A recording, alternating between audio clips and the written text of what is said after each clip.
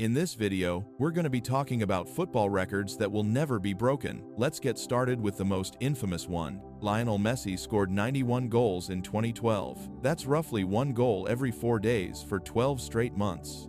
To understand how ridiculous this achievement is, consider that most elite strikers today celebrate reaching 30 goals in a season. Messi netted 59 goals in La Liga across 38 matches, 13 inches, the Champions League from 12 games, plus goals scattered across domestic cups and international matches. All told, 91 goals in 69 matches, averaging 1.31 goals per game for an entire year. He also recorded 22 assists, meaning he was directly involved in a goal or assist every 52.8 minutes on the pitch. The consistency sets this record apart from other incredible individual seasons. Messi scored 9 hat-tricks that year and 7 free-kick goals. He wasn't padding stats with easy goals either. Many of these were moments of pure brilliance that had defenders questioning their career choices. Messi was chasing history throughout 2012. German legend Gerd Müller held the previous mark with 85 goals in 1972, a record that had stood for 4 decades.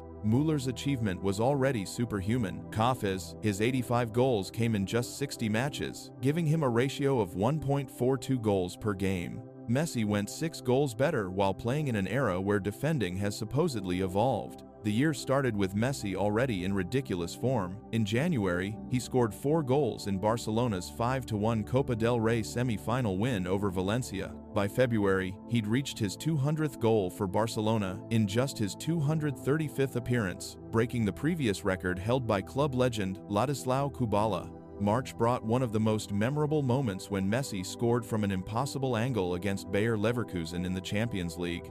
The goal left the stadium speechless and showed he was entering another dimension of performance. April continued the madness with another hat-trick against Malaga, including a goal where he dribbled past multiple defenders before calmly finishing. The record chase intensified as the year progressed. In November, Messi scored 2 goals against Mallorca to reach 85 goals, matching Müller's record. A few days later, he scored a brace against Spartak Moscow in the Champions League to move ahead. The football world was watching as he closed in on the magical 90-goal mark. December provided the perfect ending. Messi scored a hat-trick in Barcelona's 5-4 win over Deportivo La Coruña, finishing with a stunning free kick into the top corner. By year's end, he'd reached 91 goals and earned his 4th consecutive Ballon d'Or. The context makes this achievement even more remarkable. Barcelona didn't win the major trophies that year. Real Madrid beat them to La Liga, and Chelsea knocked them out of the Champions League. Imagine if Messi had scored 91 goals in a treble-winning season.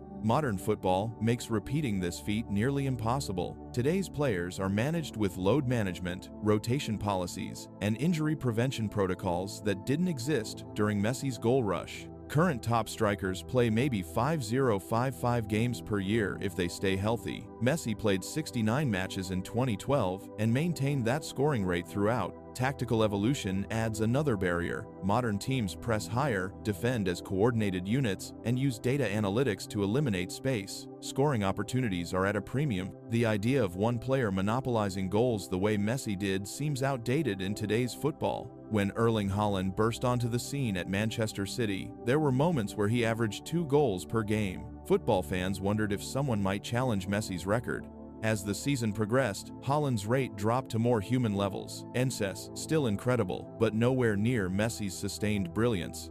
The partnership with Pedro and David Villa was crucial. These teammates combined for 32 assists to Messi that year, creating an unstoppable attacking unit. The chemistry between these 3 players was telepathic, with perfectly timed runs and passes that made defending against Barcelona a nightmare. Physical demands have also changed dramatically. Players today cover more ground per match, press more intensively, and face more congested fixture lists. The idea of maintaining Messi's 2012 form across 69 matches in today's game seems impossible. In an era where hitting 40 goals in a season makes you world-class, Messi's 91 stands as a monument to individual excellence. The record requires maintaining that level for an entire calendar year through different competitions, opponents, and pressure situations. The combination of fixture congestion, tactical sophistication, player welfare, and sheer physical demands makes it virtually impossible for any modern player to even attempt what Messi accomplished in 2012. Messi's 91 goals in 2012 showed football at its best, but a year earlier in Argentina, it showed its worst when Claypole versus Victoriano Arenas ended with 36 red cards.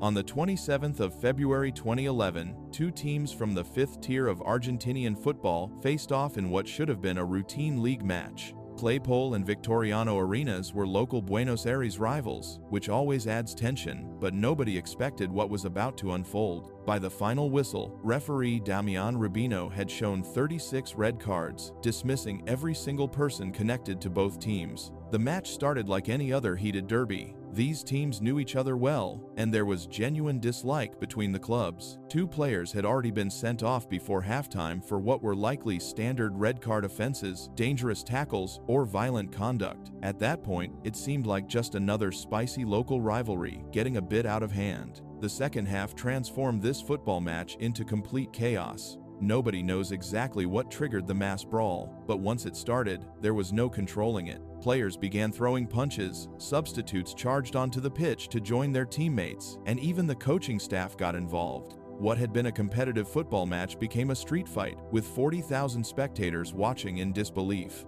Referee Rubino found himself in an impossible situation. As the violence spread across the pitch, he made the decision to send off everyone involved. His post-match report detailed dismissing all 22 players on the field, plus every substitute on both benches, plus both coaching staffs, plus anyone else who joined the melee. The final tally: 36 official red cards. The scene must have been surreal. Imagine watching the referee systematically work through both squads, showing red card after red card until literally nobody remained. Players, substitutes, coaches, trainers, kitmen, everyone got marching orders. Some fans apparently joined the fighting too, though they were beyond the referee's authority. This happened in Primera D Metropolitana, the fifth tier of Argentine football. These aren't professional players making millions, they're semi-professional or amateur footballers who probably have day jobs. The passion runs just as deep though, maybe deeper because these are neighborhood teams with genuine local pride at stake. After 5 players get sent off, teams normally forfeit automatically, but this wasn't really a football match anymore. Rubino couldn't apply normal rules to complete anarchy. His priority became documenting who was involved and trying to restore some semblance of order. The competitive aspect had disappeared entirely. Argentine football has a reputation for passion and intensity. The country that gave us Diego Maradona and Lionel Messi also produces some of the most heated rivalries in world football. Lower divisions can be particularly volatile because the emotional investment is massive, while the financial stakes are relatively small. Players fight harder because they're not risking million-dollar contracts. The practical aftermath must have been a nightmare for both clubs. Imagine trying to field teams for the next several matches when your entire squad is suspended. The disciplinary hearings alone would have taken months to sort through. Both clubs probably had to sign emergency players just to fulfill their remaining fixtures. What makes this record virtually unbreakable is how many things had to go wrong simultaneously. You need genuine animosity between teams, a triggering incident, poor crowd control, multiple people making terrible decisions at once, and a referee willing to document everything officially.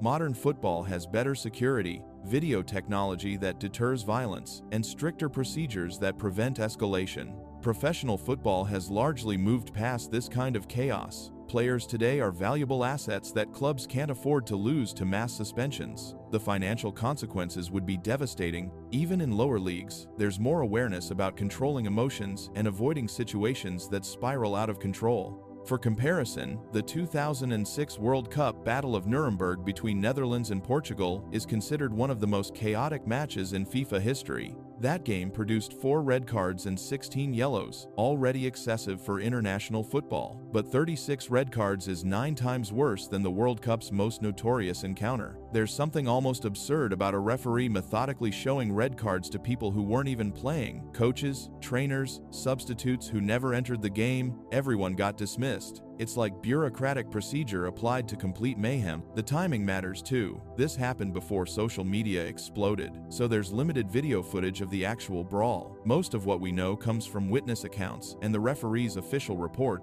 In today's world, every angle would be captured and shared instantly, probably deterring some of the behavior. Both clubs faced significant sanctions afterward. The league imposed heavy fines, stadium bans, and multiple match suspensions for everyone involved. Some players received bans lasting several months. The club's reputation suffered lasting damage, and several sponsors pulled their support.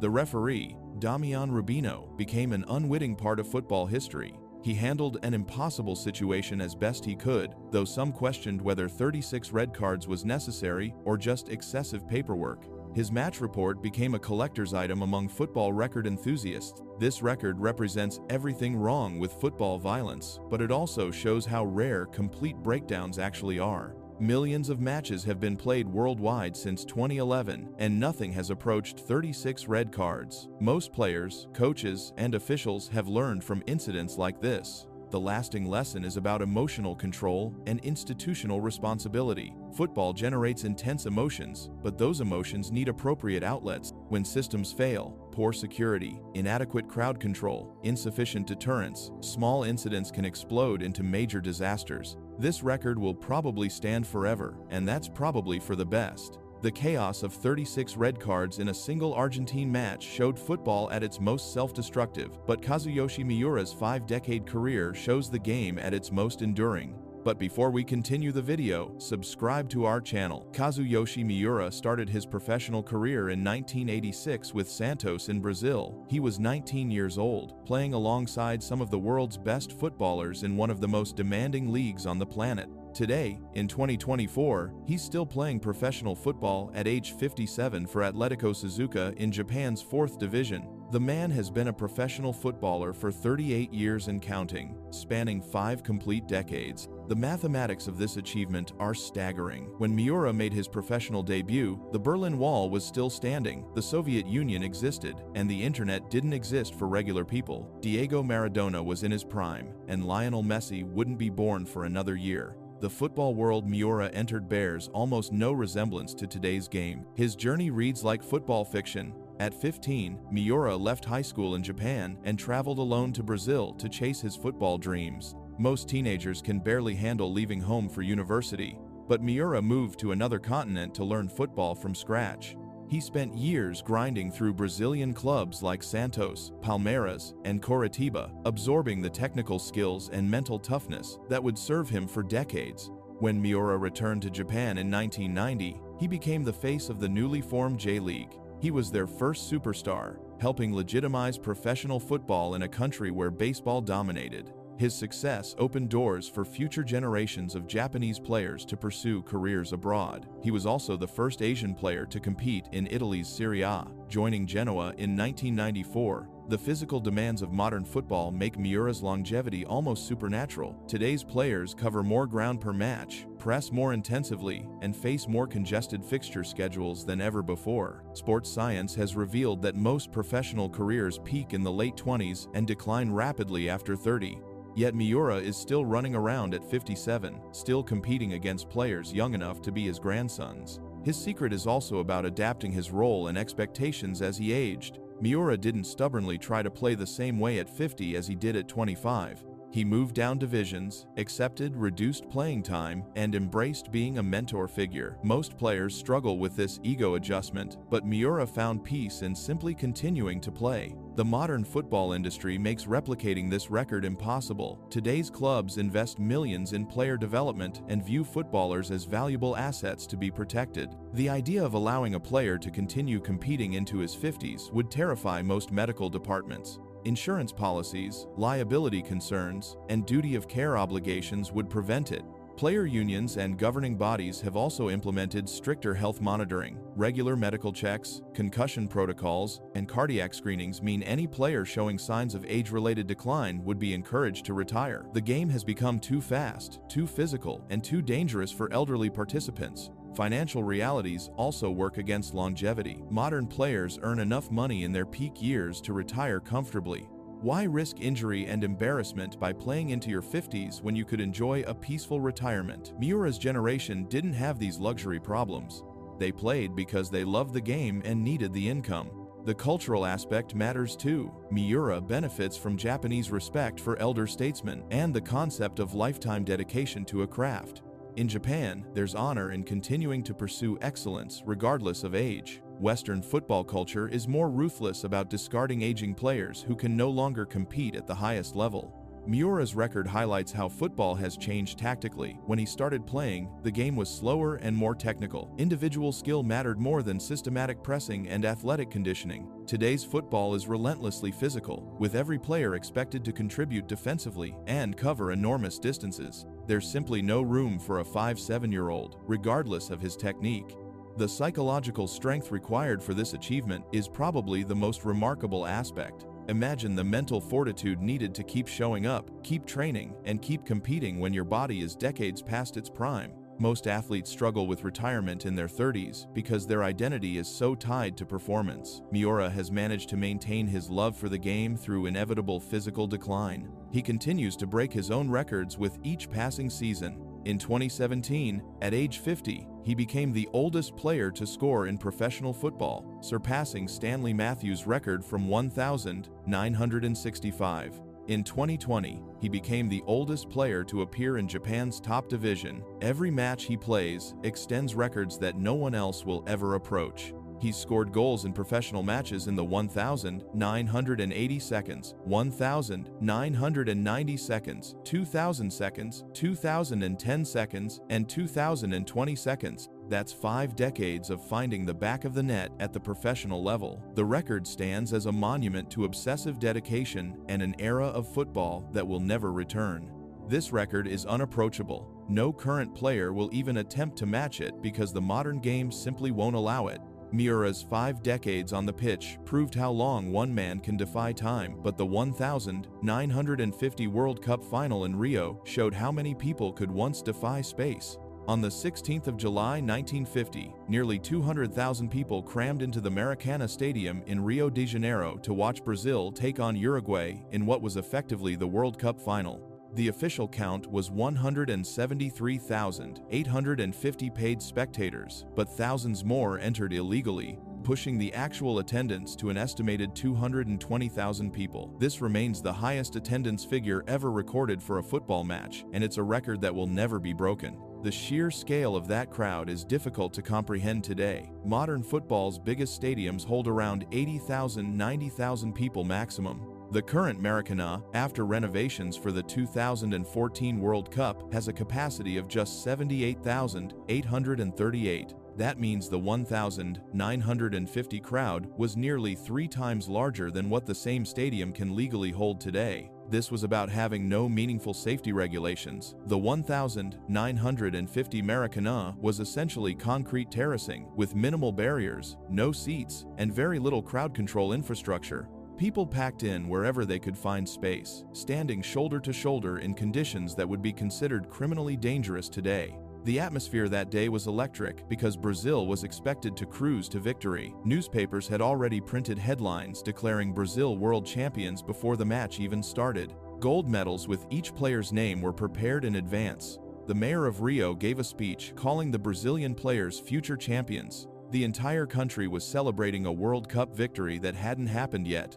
That confidence made Uruguay's 2-1 victory one of the biggest upsets in football history. The crowd went from deafening celebration to what witnesses described as disturbing and traumatic absolute silence. The psychological impact was so severe that the defeat became known as the Maracanazo, and it haunted Brazilian football for decades. But the lasting legacy of that match is the impossible crowd size that witnessed it. Modern stadiums simply can't hold that many people because we learned that cramming hundreds of thousands into one space kills people. Every major stadium disaster led to stricter rules about how many fans you can fit safely. Hillsborough in 1989 changed everything. 97 Liverpool fans died because too many people got squeezed into too small a space. After that, stadiums had to have proper seats, emergency exits, and limits on crowd size. The days of packing people in like sardines were over. Fire safety rules now mean you need multiple ways out, clear paths for emergencies, and strict limits on how many people can be in any area. The idea of stuffing 220,000 people anywhere would break dozens of modern safety laws. No stadium owner today would risk the lawsuits if something went wrong. Modern stadiums also use cameras, computerized turnstiles, and security systems to track exactly who enters and where they go. You can't just slip in without paying like thousands did in 1950. Everything is monitored and controlled. Plus, football makes more money from television rights and expensive seats than from packing in huge numbers of regular fans. Stadiums now focus on comfort and amenities for wealthy customers rather than fitting as many people as possible. Even if safety wasn't an issue, moving 220,000 people to and from one stadium would completely overwhelm any city's transport system. The traffic, parking, and crowd control would be a nightmare that no city would approve. The whole culture around football has changed too. In 1950, entire families would squeeze into stadiums however they could fit. It was a community event where the whole city showed up. Today's football is more controlled and commercial. That wild, chaotic energy where 220,000 people could pack into one stadium just doesn't exist anymore. Maybe that's a loss. Maybe modern football traded away some passion and atmosphere for safety and profit. The 1950 World Cup final was football at its most raw and communal, where an entire city could witness history together. But the safety improvements weren't optional. They happened because people died when stadiums got too crowded. The 199,854 attendance record belongs to a different era of football, when the sport was more dangerous but maybe more genuinely exciting. It's a record we should appreciate precisely because we can never safely repeat it. The Maracanazo stands as proof that football used to be a completely different animal, wilder, more unpredictable, and capable of bringing together crowds that seem impossible today. The 1950 World Cup final showed football could pack impossible crowds, but Rogerio Cini's 131 goals showed a goalkeeper could do the impossible too. Rogerio Cini scored 131 goals during his 22-year career as a goalkeeper for São Paulo. That's more goals than many professional strikers manage in their entire careers. The Brazilian goalkeeper spent over 2 decades finding the back of the net from penalties and free kicks, creating a record that modern football will never allow anyone to approach. Sen was São Paulo's designated penalty taker and one of their main free kick specialists from 1997 until his retirement in 2015. During that time, he scored 69 penalties, 61 free kicks, and 1 indirect free kick. His best year was 2005 when he netted 21 goals, which would be a decent return for a midfielder. That same year, he helped São Paulo win the FIFA Club World Cup and won the Golden Ball as the tournament's best player. The numbers become even more ridiculous when you consider he made 1,197 appearances for São Paulo while maintaining his primary job as a goalkeeper. He was winning matches with crucial saves and then jogging up to the other end of the pitch to score the winning penalty. In the 2005 Club World Cup final against Liverpool, he made brilliant saves to keep a clean sheet and was named man of the match. Cini broke the previous record held by Paraguayan goalkeeper José Luis Chilavert in 2006. On the 20th of August that year, he scored his 63rd goal with a free kick against Cruzeiro, then added a penalty later in the same match to reach 64 goals. The fact that he scored twice in one game while also playing goalkeeper shows how absurd his record really island. Modern football makes repeating this achievement impossible because goalkeeper roles have become completely specialized. Today's keepers are expected to be sweeper keepers who can play out from the back with their feet, organize defensive lines, and make split-second decisions about when to come off their line. There's no time or energy left for practicing free kicks and penalties. Coaches today would never risk having their goalkeeper sprint 100 yards to take a penalty, leaving the goal undefended if the ball gets cleared quickly. Modern teams have multiple specialists for penalties and free kicks among their outfield players. The tactical setup just doesn't allow for a goalkeeper to abandon his position regularly. The physical demands on modern goalkeepers are also much higher. They cover more ground during matches, face more shots, and deal with much higher pressing from opposing teams. The idea of a goalkeeper having enough energy left to consistently take long-range free kicks seems crazy in today's game. Plus, modern clubs would panic about injury risks. Goalkeepers are too valuable to risk having them sprint back and forth across the pitch multiple times per match.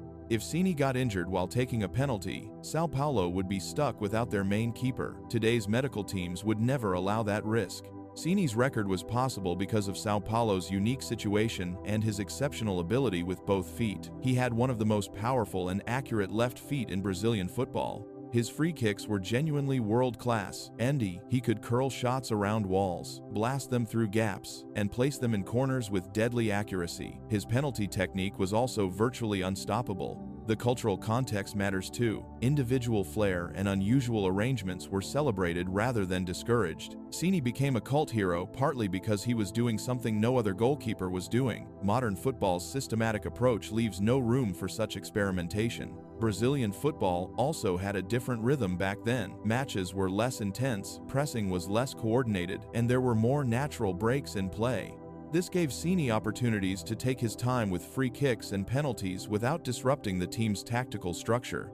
Modern goalkeepers like Alisson, Ederson, and Manuel Neuer are judged on their distribution, sweeping ability, and command of their penalty area. None of them would be allowed to abandon their defensive responsibilities to take penalties, regardless of their shooting ability. The game has become too fast and tactical for such flexibility. Cini's achievement also required incredible mental strength. Imagine the pressure of taking a penalty when you've just spent 80 minutes making saves at the other end. He had to switch mindsets completely, from shot stopper to goal scorer, sometimes multiple times per match. That mental flexibility is rare in any sport. His free kick technique was genuinely spectacular. He scored from distances that would make most midfielders jealous. Some of his goals came from 35 yards out, curling into the top corner with power and precision that left goalkeepers helpless. The modern game's emphasis on specialization means players focus entirely on their primary roles. The days of goalkeepers doubling as penalty takers are gone forever. Cini's 131 goals represent a unique moment in football history when one man could redefine what it meant to play in goal. Even his teammates trusted him completely with set pieces. That level of confidence from a squad in their goalkeeper's shooting ability shows how special Cini really was.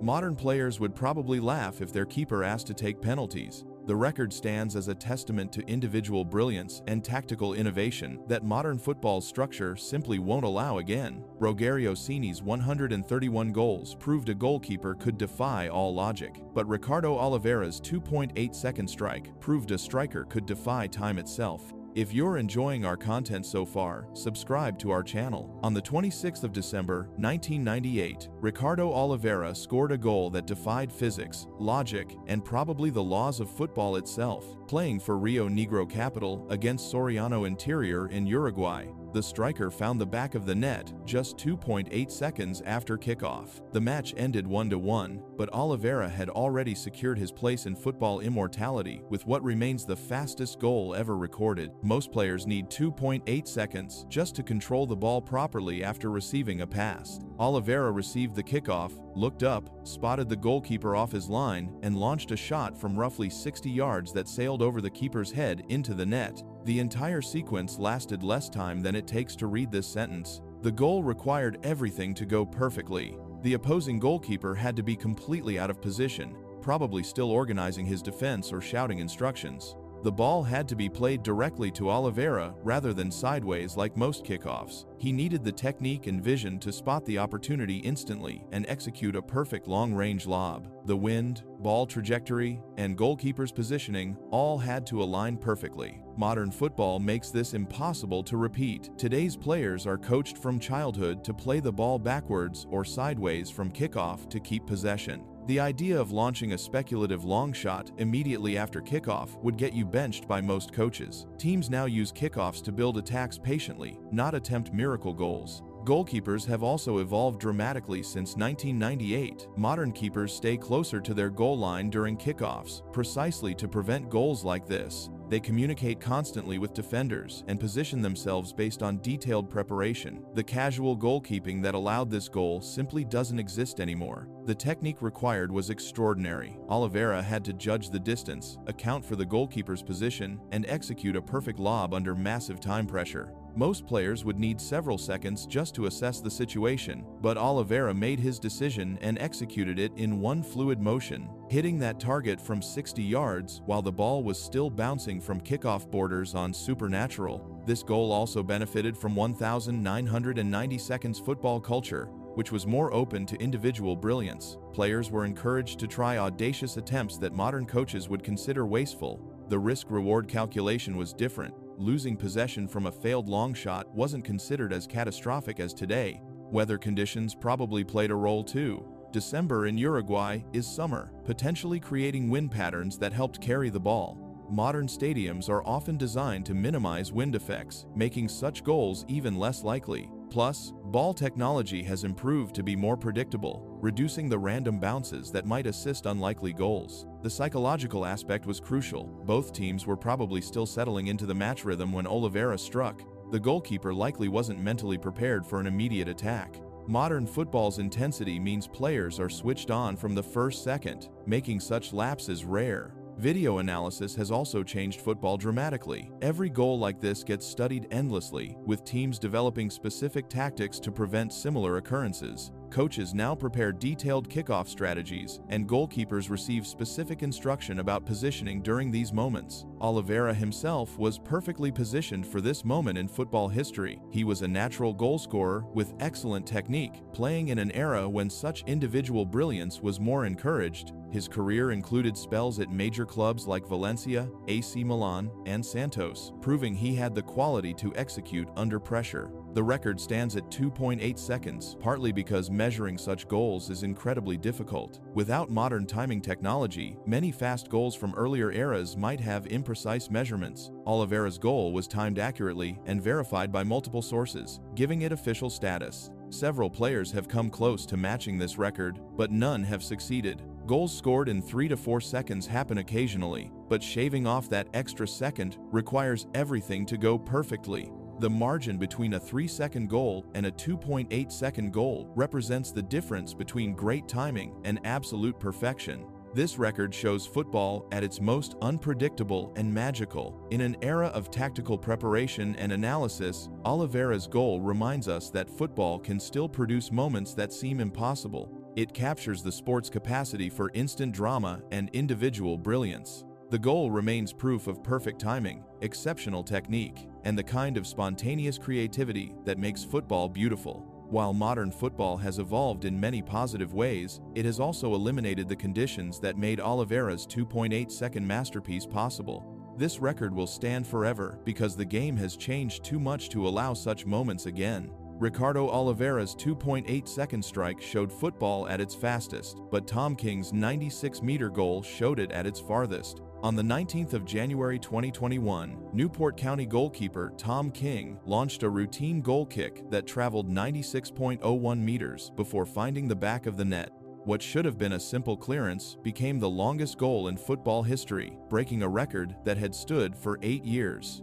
The goal helped Newport draw 1-1 with Cheltenham Town, but more importantly, it created a record that will probably never be broken.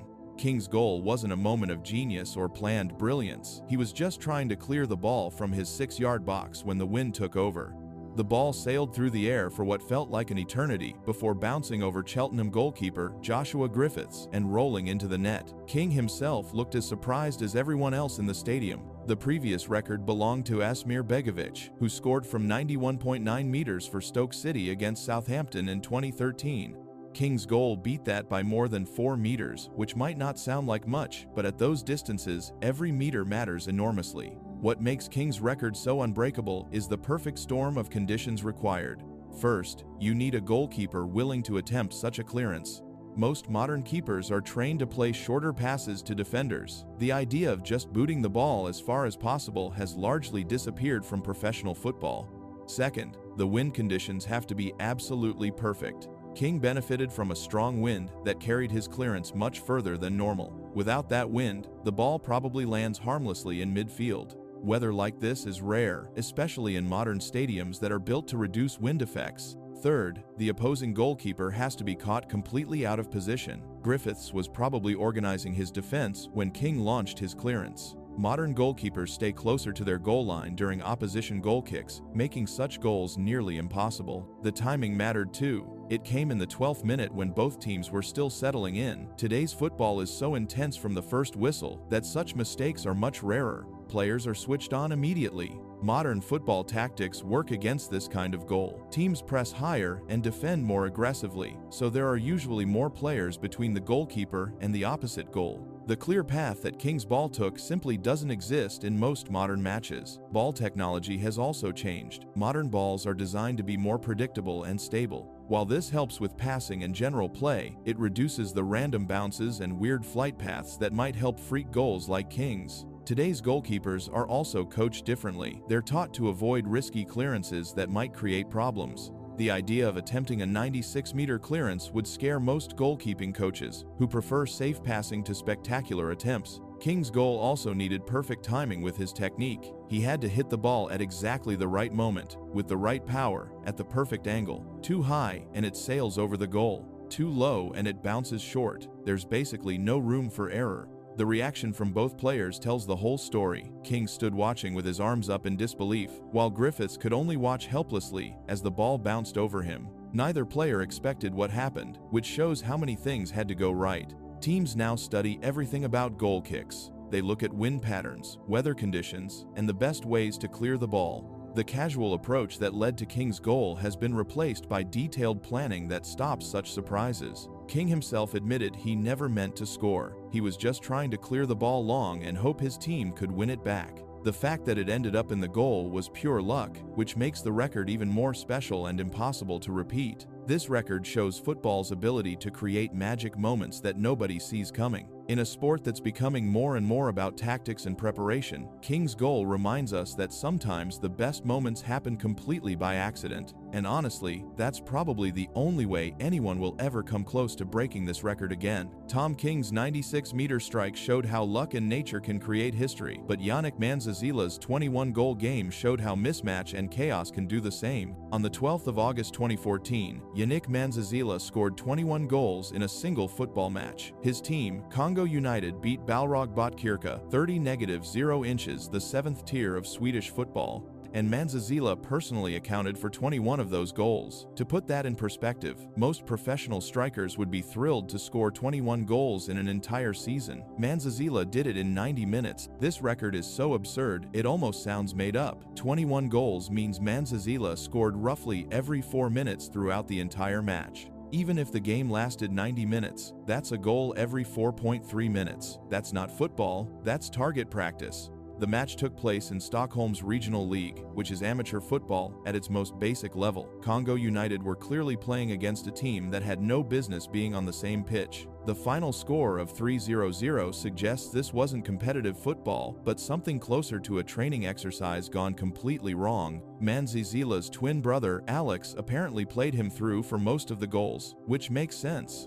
When you're winning 1-0, 1-5, 2-0, the opposing team probably just gave up trying. At some point, Balrog Botkyrka's players were probably more interested in getting the match over with than actually defending. What makes this record truly unbreakable is that modern football has systems in place to prevent such embarrassing scorelines. Even at amateur levels, matches this one-sided usually get abandoned or the losing team forfeits. Referees have discretion to end games that become farcical, and most would step in long before a 3-0 scoreline. The psychological aspect is crucial too. After conceding 5 or 6 goals, most teams either quit mentally or actually walk off the pitch. The fact that Balrog Botkyrka kept playing until the final whistle suggests either incredible determination or complete dysfunction. Either way, it's not something you'd expect to see repeated. Manzazila had apparently scored 12 goals against the same team before, which tells you everything about the competitive balance in this league. When one player can routinely score double digits against the same opposition, you're not really watching proper football anymore. The verification process also shows how rare this achievement island. The Swedish football historians had to officially confirm the record because it broke a mark that had stood for 60 years. The previous record was 18 goals in 1954, which means Manzazila's performance was so outrageous it needed official documentation. Modern football makes this impossible for several reasons. First, video analysis means coaches can scout opponents and avoid complete mismatches. Second, league structures are designed to keep teams of similar ability together. Third, the physical conditioning of modern players means teams rarely collapse this completely. Even at amateur level, players today have access to basic tactical knowledge through YouTube and social media. The kind of defensive catastrophe that allowed 21 goals simply doesn't happen when teams have any understanding of basic positioning and organization. The mathematical impossibility becomes clear when you consider what would need to happen. A striker would need to score every 4 minutes for the entire match, while the opposition offers literally no resistance. That requires the perfect storm of individual brilliance, team dominance, and opposition collapse. Congo United's overall record that season tells the story. They had scored 86 goals in just 10 games while conceding only 8. That's an average of 8.6 goals per match, which is already absurd. But even by their standards, Mwanzazila's 21-goal performance was extraordinary. The amateur context is vital here. Professional footballers would never be allowed to humiliate opponents like this. Coaches would substitute goal scorers, ease off the pressure, or make tactical changes to prevent embarrassment. The ruthless pursuit of individual records over sportsmanship only happens at lower levels. Mwanzazila's comment about needing 42 more goals to reach 100 for the season shows his mindset. He was hunting personal records against clearly inferior opposition. That kind of stat padding doesn't happen in serious football. This record will never be broken because modern football won't allow the conditions that made it possible. Better organization, video technology, improved coaching, and basic sportsmanship have eliminated the kind of mismatch that produced a 3-0-0 scoreline. Mwanzazila's 21 goals represent a perfect storm of amateur football chaos that can never be repeated. It's a record that exists in a bubble of time and circumstance that modern football has evolved beyond. Mwanzazila's 21-goal game showed football without limits, but Baldovieso's debut at 12 showed football without protection. On the 19th of July 2009, Mauricio Baldovieso came off the bench for Club Aurora in Bolivia at the age of 12 years and 362 days, becoming the youngest player ever to appear in professional football. He played just a few minutes in the match against La Paz, but that brief appearance created a record that will never be broken, and honestly, that's a good thing. Baldovieso's debut wasn't the result of exceptional talent or necessity. His father, Julio Baldovieso, was Aurora's manager at the time. This was essentially a dad putting his 1-2-year-old son into a professional match, which raises obvious questions about whether this was appropriate or just nepotism taken to an extreme level. The record itself tells a troubling story. A 1-2-year-old child was put on a professional football pitch against fully grown adults, some of whom could have been twice his age and 3 times his weight. While the appearance was brief and likely symbolic, it represents everything wrong with how young players used to be treated in football. Modern child protection laws make this record impossible to break because we now understand that children need protection from adult environments, even in sports. Most countries have strict regulations about when young people can work professionally, and these laws specifically include professional sports. A 1-2-year-old simply cannot legally be employed as a professional footballer in most parts of the world today.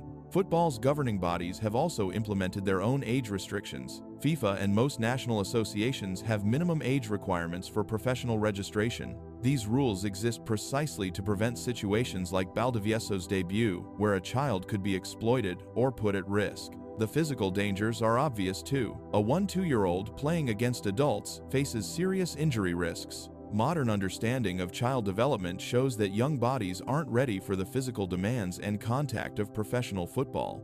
Sports medicine has evolved to protect young athletes from damage that could affect them for life. Youth development systems have also changed completely since 2009. Today's academies focus on education, gradual development, and age-appropriate competition. The idea of throwing a child into senior professional football goes against everything we now know about proper player development. Baldovieso's career after that debut is telling. He made occasional appearances for Aurora over the following years, but never developed into a significant player. His professional career ended in 2018 after spells with several Bolivian clubs. The early debut didn't help his development. If anything, it might have created unrealistic expectations. The record was eventually broken by Eric Godpower Marshall in Liberia in 2021, when he played at 10 years old. But that only happened in a lower-level match in a country with less strict regulations. The trend toward younger debuts that existed in the 2010s has reversed as football becomes more professional and regulated.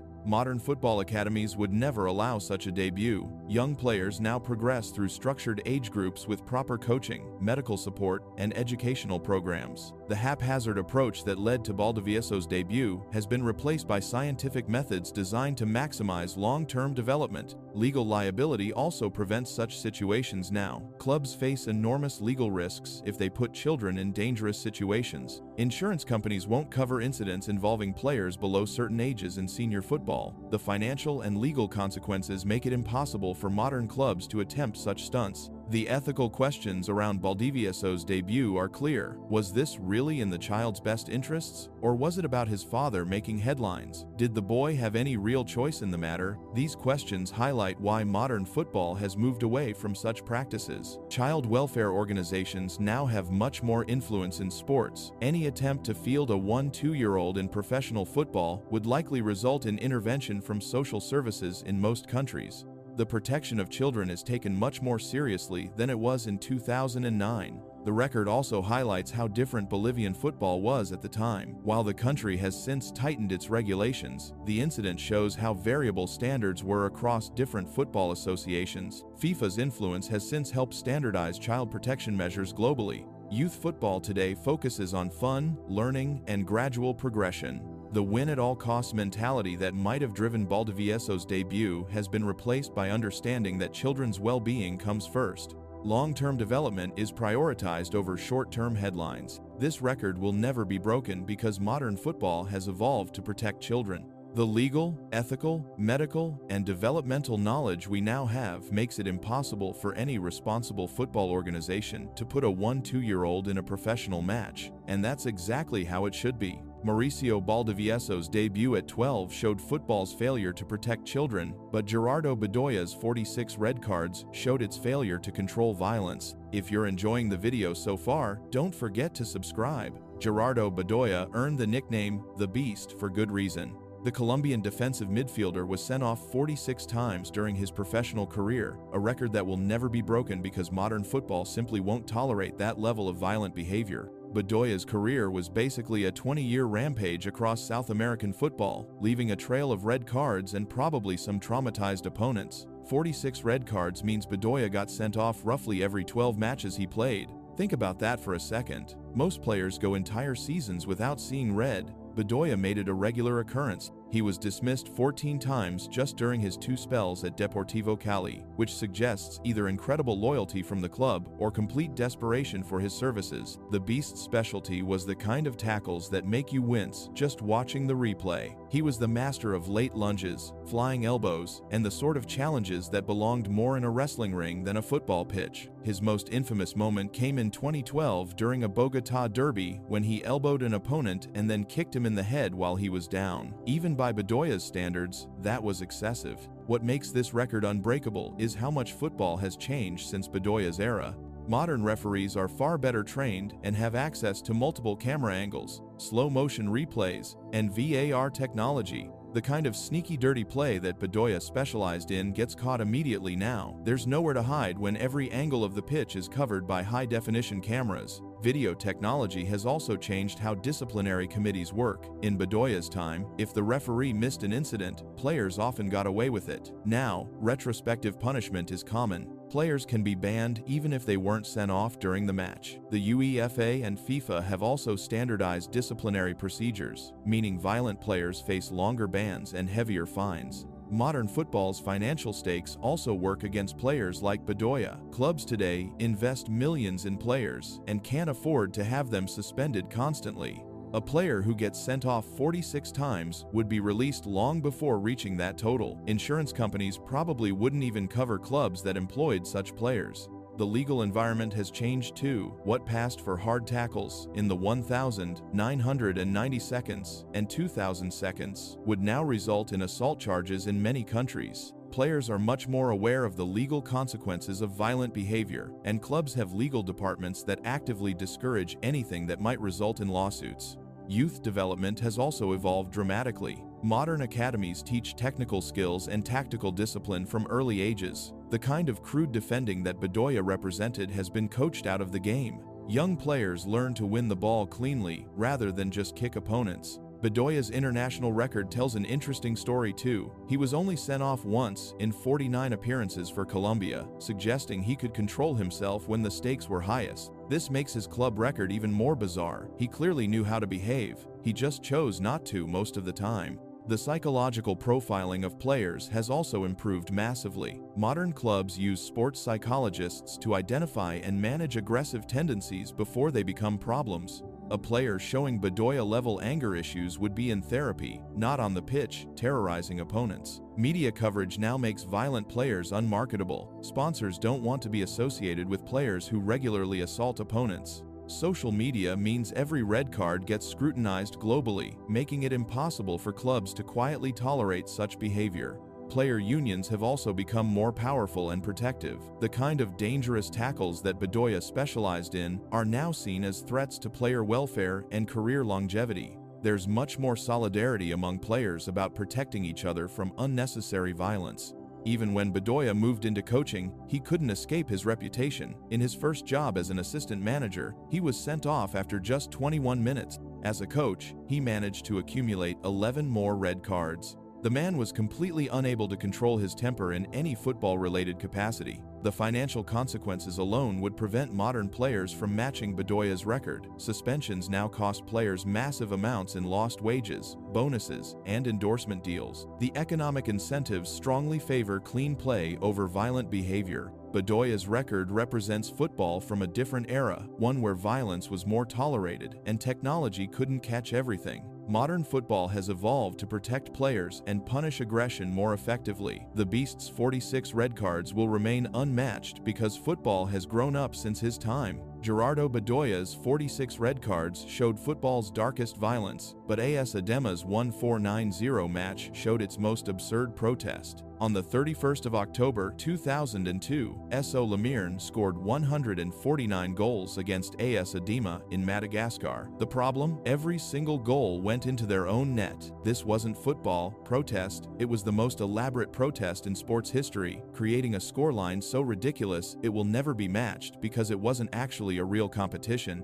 SO Lemirne were mad, really mad. In their previous match, a disputed penalty had knocked them out of the championship race. The referee's decision cost them any chance at the title, and they decided to make everyone pay for it. Their solution was beautifully simple and completely insane: score own goals until the entire football world noticed how angry they were. The match started normally enough, but after kickoff, SO Lemirne players would immediately kick the ball into their own goal. Then they'd do it again and again. For 90 minutes straight, AS Adema players just stood around looking confused while their opponents had a complete meltdown in the most public way possible. Some spectators apparently asked for refunds at halftime, which honestly makes perfect sense. You buy a ticket to watch football and instead get a very expensive therapy session where grown men work through their anger issues by repeatedly scoring on themselves. The previous record was 3-6-0, set way back in 1885 when Arbroath beat Bonaccord in the Scottish Cup. That was at least a real match, where one team was just much better than the other. This Madagascar game was something completely different, a manufactured protest disguised as a football match.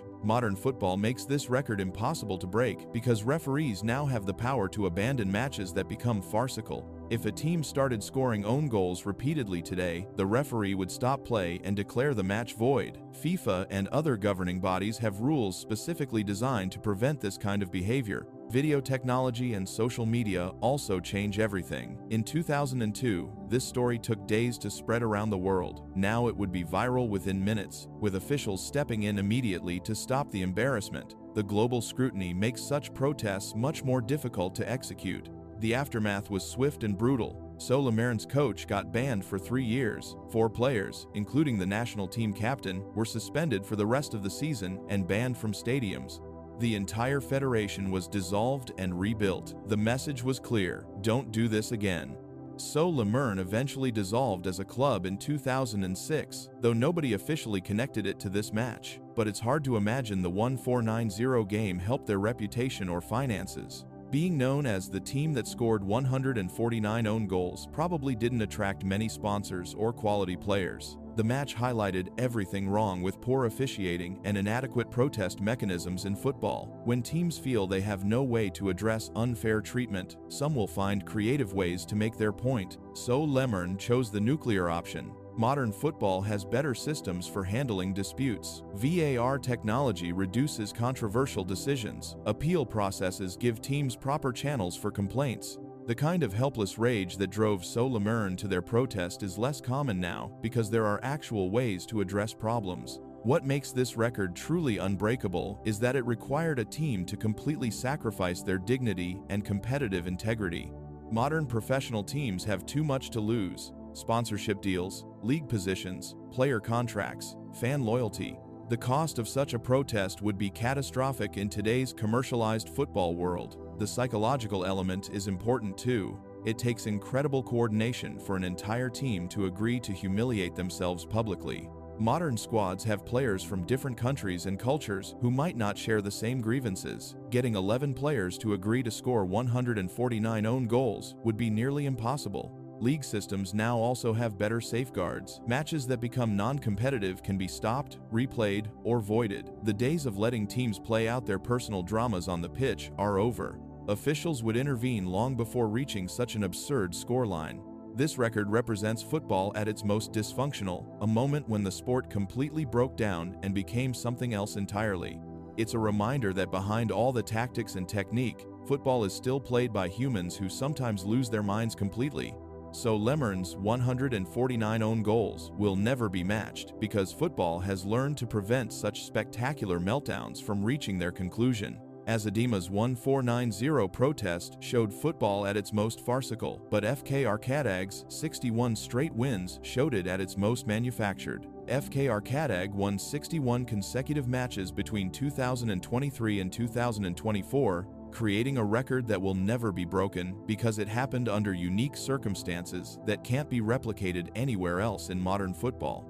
The Turkmenistan club was founded by former president Gurbanguly Berdimuhamedow and immediately dominated their domestic league in ways that would be impossible in any serious football competition. This streak happened right now, in modern football, but in a league that operates completely differently from anywhere else in the world. Arkadag won their first 24 league matches in 2023. Then, all 30 inches 2024, plus cup games and international matches. They scored 147 goals in just 30 league games in 2024 while conceding only 20. The most telling detail is that Guinness World Records refuses to recognize this streak due to concerns about the league's governance. Instead, they recognize Al Hilal's 34-game winning streak from the same period. When the world's most famous record-keeping organization won't acknowledge your achievement, that says everything about its legitimacy. This record is unbreakable because no other modern league operates like Turkmenistan's. The Premier League, La Liga, Serie A, Bundesliga, League One, MLS, and even smaller professional leagues all have competitive balance, media scrutiny, and proper governance. You can't just create a team and collect all the best players in the country like Arkadag did. Modern football leagues are too competitive for such dominance. Even Manchester City's incredible runs under Pep Guardiola rarely exceed 20 consecutive wins. Real Madrid, Barcelona, Bayern Munich, and other superclubs all face enough quality opposition to prevent 61-game winning streaks. The level of competition in established leagues makes this impossible. Financial fair play rules in major leagues also prevent the kind of artificial team building that created Arkadag. UEFA, FIFA, and national associations monitor club finances closely. You can't just appear overnight with unlimited resources and collect all the best players without facing serious sanction. The media attention in major leagues would also prevent this. When City or Liverpool go on long winning streaks, every match gets intense coverage and analysis. Opposition teams get extra motivation to end the streak. In Turkmenistan's isolated league, there's no such pressure or attention. Global football integration means most leagues now attract international players and face international competition. This raises standards and prevents the kind of weak domestic opposition that allowed Arkadag's streak. Even smaller European or South American leagues have much stronger competition than Turkmenistan. The fact that Arkadag immediately won international competition, T-Challenge, claiming the AFC Challenge League title in their first attempt, shows how artificial their strength was compared to proper clubs that develop over time. Normal teams don't go from not existing to winning continental trophies in 2 years. Professional leagues also have promotion and relegation systems that maintain competitive balance. Weak teams get relegated and stronger teams move up. Turkmenistan's league structure doesn't provide the same competitive pressure that exists in established football systems. Broadcasting deals and sponsorship money in major leagues create natural competitive balance. Teams have too much financial incentive to maintain competitive integrity. The commercial pressures in modern football prevent the kind of one-sided dominance that Arkadiag achieved. Even in leagues with dominant teams like Celtic in Scotland or Bayern in Germany, those clubs still face enough quality opposition to prevent 61-game winning streaks. The level of professionalism and coaching in modern football is too high to allow such complete dominance. Arkadiag's streak represents a perfect storm of circumstances: state backing, weak domestic competition, isolated league, and lack of international oversight. These conditions exist nowhere else in modern football and are unlikely to be replicated. This record will stand forever because it happened in such unique circumstances that can't exist in any legitimate modern football competition. It's a fascinating anomaly rather than a standard that other teams could realistically chase. FK Arkadiag's 61 straight wins showed how power can bend football, but David Mudge's record at 79 showed how passion can outlast it. David Mudge was 79 years and 89 days old when he stepped onto the pitch for Kissing Point Football Club in Australia in 2023, officially becoming the oldest active football player in the world. The previous record holder was only 73, so Mudge smashed that by more than 6 years. This record will never be broken because finding someone physically capable of competitive football at nearly 80 years old is virtually impossible. Mudge played the full 90 minutes in a Northern Suburbs Football Association match against North Turramurra. After the game ended, players from both teams lined up to shake his hand and give him a cheer. When asked what he had to say, Mudge simply replied, "I want to thank my teammates for putting up with me." The physical reality of aging makes this record nearly impossible to surpass. At 79, most people are dealing with joint problems, reduced cardiovascular capacity, slower reflexes, and decreased muscle mass. The fact that Mudge was described as super fit by Guinness World Records shows just how exceptional his physical condition was at that age. Football requires running, jumping, sudden direction changes, and physical contact that becomes increasingly dangerous as the body ages. The cardiovascular demands alone would be overwhelming for most people approaching 80. Heart disease, arthritis, and general physical decline affect the vast majority of people well before they reach Mudge's age. Mudge's involvement with football spans an incredible 65 years. He started playing for Beecroft Club in the under-14 age group back in 1958. He joined Kissing Point in 1974 and has been there ever since, serving as player, president, treasurer, and even running the canteen. This kind of lifelong dedication, while maintaining competitive fitness, is extraordinarily rare. The statistical probability of someone surpassing this record is tiny. To beat Mudge's record, someone would need to be playing competitive football at 80+ years old. The number of people who reach 80 inches good health is already small. The number who remain fit enough for competitive sport is minuscule. The number who actually want to play competitive football at that age is almost zero. Recovery time becomes a major factor at advanced ages. Young players bounce back from training and matches quickly. At 79, even minor impacts and physical stress take much longer to recover from. The cumulative effect of a full season would be overwhelming for almost anyone that age. Most people that age also have family responsibilities and health concerns that would prevent competitive sport participation, grandchildren to look after, medical appointments, and the general caution that comes with age all work against playing contact sports. The mental toughness required is also exceptional. Playing competitive football while being nearly 80 years old requires ignoring the very real risks of serious injury. Most people develop more risk-averse attitudes as they age, making Mudge's willingness to compete truly unusual. Insurance and liability issues also create barriers. While Mudge's club obviously allowed him to play, many organizations would be hesitant to field such an elderly player due to injury risks and potential legal problems if something went wrong. The level of fitness required to play 90 minutes of competitive football at any age is significant. At 79, maintaining that level of cardiovascular health, muscle strength, and coordination requires exceptional genetics, decades of consistent training, and probably some luck in avoiding major injuries throughout life. Mudge plays in the over 4-5 league, which suggests the competition isn't at the highest level, but it's still competitive football requiring significant physical demands. Even recreational football involves running several kilometers during a match, which is impressive for someone of any age, let alone nearly 80. The record also required Mudge to avoid serious injuries throughout his entire life. One major knee, hip, or back injury could have ended his playing career decades earlier. The fact that he maintained his body well enough to play competitively for 65+ years is remarkable. This record represents the absolute peak of human longevity in competitive sport. While people occasionally compete in individual sports like marathon running into their 80 seconds, team sports requiring quick reactions, physical contact, and sustained running are much more demanding on aging bodies.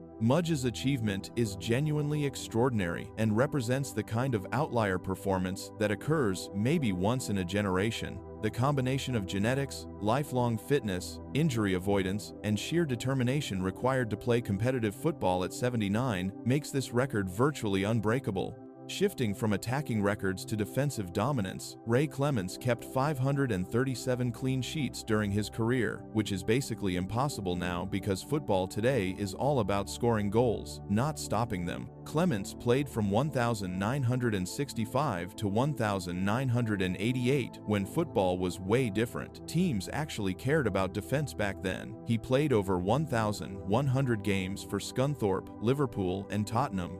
The guy kept clean sheets in about half his games, which is crazy when you think about it. In 1978-79, Liverpool only let in 16 goals all season, just 4 goals at home. That's mental. You'd never see that today because teams score for fun now. Back then, away teams came to not lose. Now they come to score 3 goals and entertain the crowd. The biggest change is the back pass rule. Clemence could pick up passes from his own defenders whenever he wanted. That's cheating by today's standards. Modern keepers can't touch back passes, so they face way more shots and pressure. Imagine if Alisson could just grab every pass from Van Dijk. Liverpool would never concede. Teams also rotate goalkeepers now. Clemence played almost every game for 20+ years. He missed only 6 league games in 11 years at Liverpool. Today's keepers get dropped, rested, or rotated constantly. You can't build up 537 clean sheets sitting on the bench half the season. The balls were heavier and harder to kick back then too. When it rained, those leather balls became like rocks. Shooting was tougher and less accurate. Now the balls are perfect and fly exactly where players want them to go. Modern balls basically have GPS built in. Set pieces were basic back then. Just boot it in the box and hope someone gets a head on it. Now every corner is like a chess move, with players making specific runs and picks. Clemence never faced that level of planning and precision. Liverpool's defense was like a brick wall too. They had players like Phil Thompson and Alan Hansen who lived for clean sheets. These guys would rather break their legs than let someone score.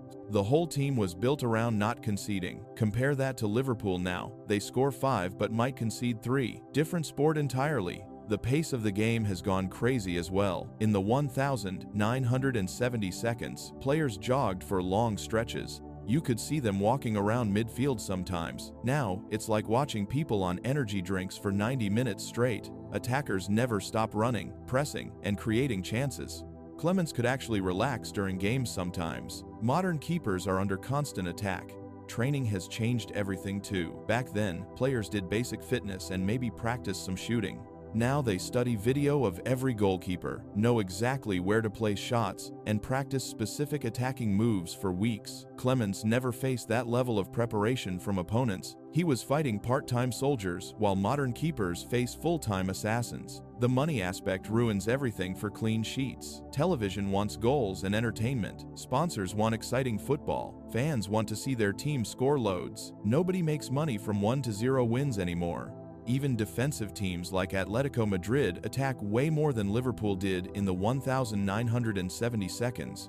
Squad depth kills clean sheets too. Old teams had small squads and tired players. By minute 70, everyone was knackered. Now teams bring on fresh attackers who run all game long. The pressure never stops. Clemence might face tired forwards after 70 minutes. Modern keepers face Mbappe coming off the bench with fresh legs and a point to prove. Youth coaching focuses on attack now as well. Kids learn to score goals from age 5. Even defenders are taught to join attacks and get forward.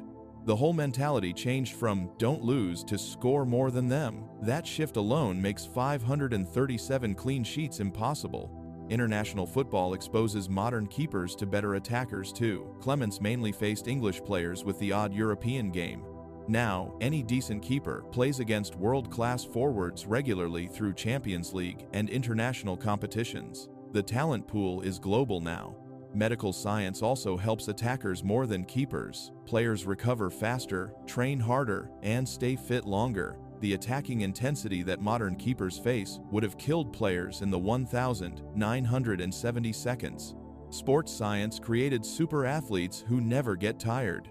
Even the pitches work against keepers now. Modern surfaces are perfect for passing and shooting. Back then, muddy pitches and uneven surfaces helped defenders and goalkeepers. Players couldn't pass accurately on a swamp. Now, every pitch is like a carpet, making precise passing and shooting easier. Weather doesn't help keepers anymore either. Covered stadiums and better drainage mean perfect conditions for attackers. Clements got help from wind, rain, and snow that disrupted attacking play.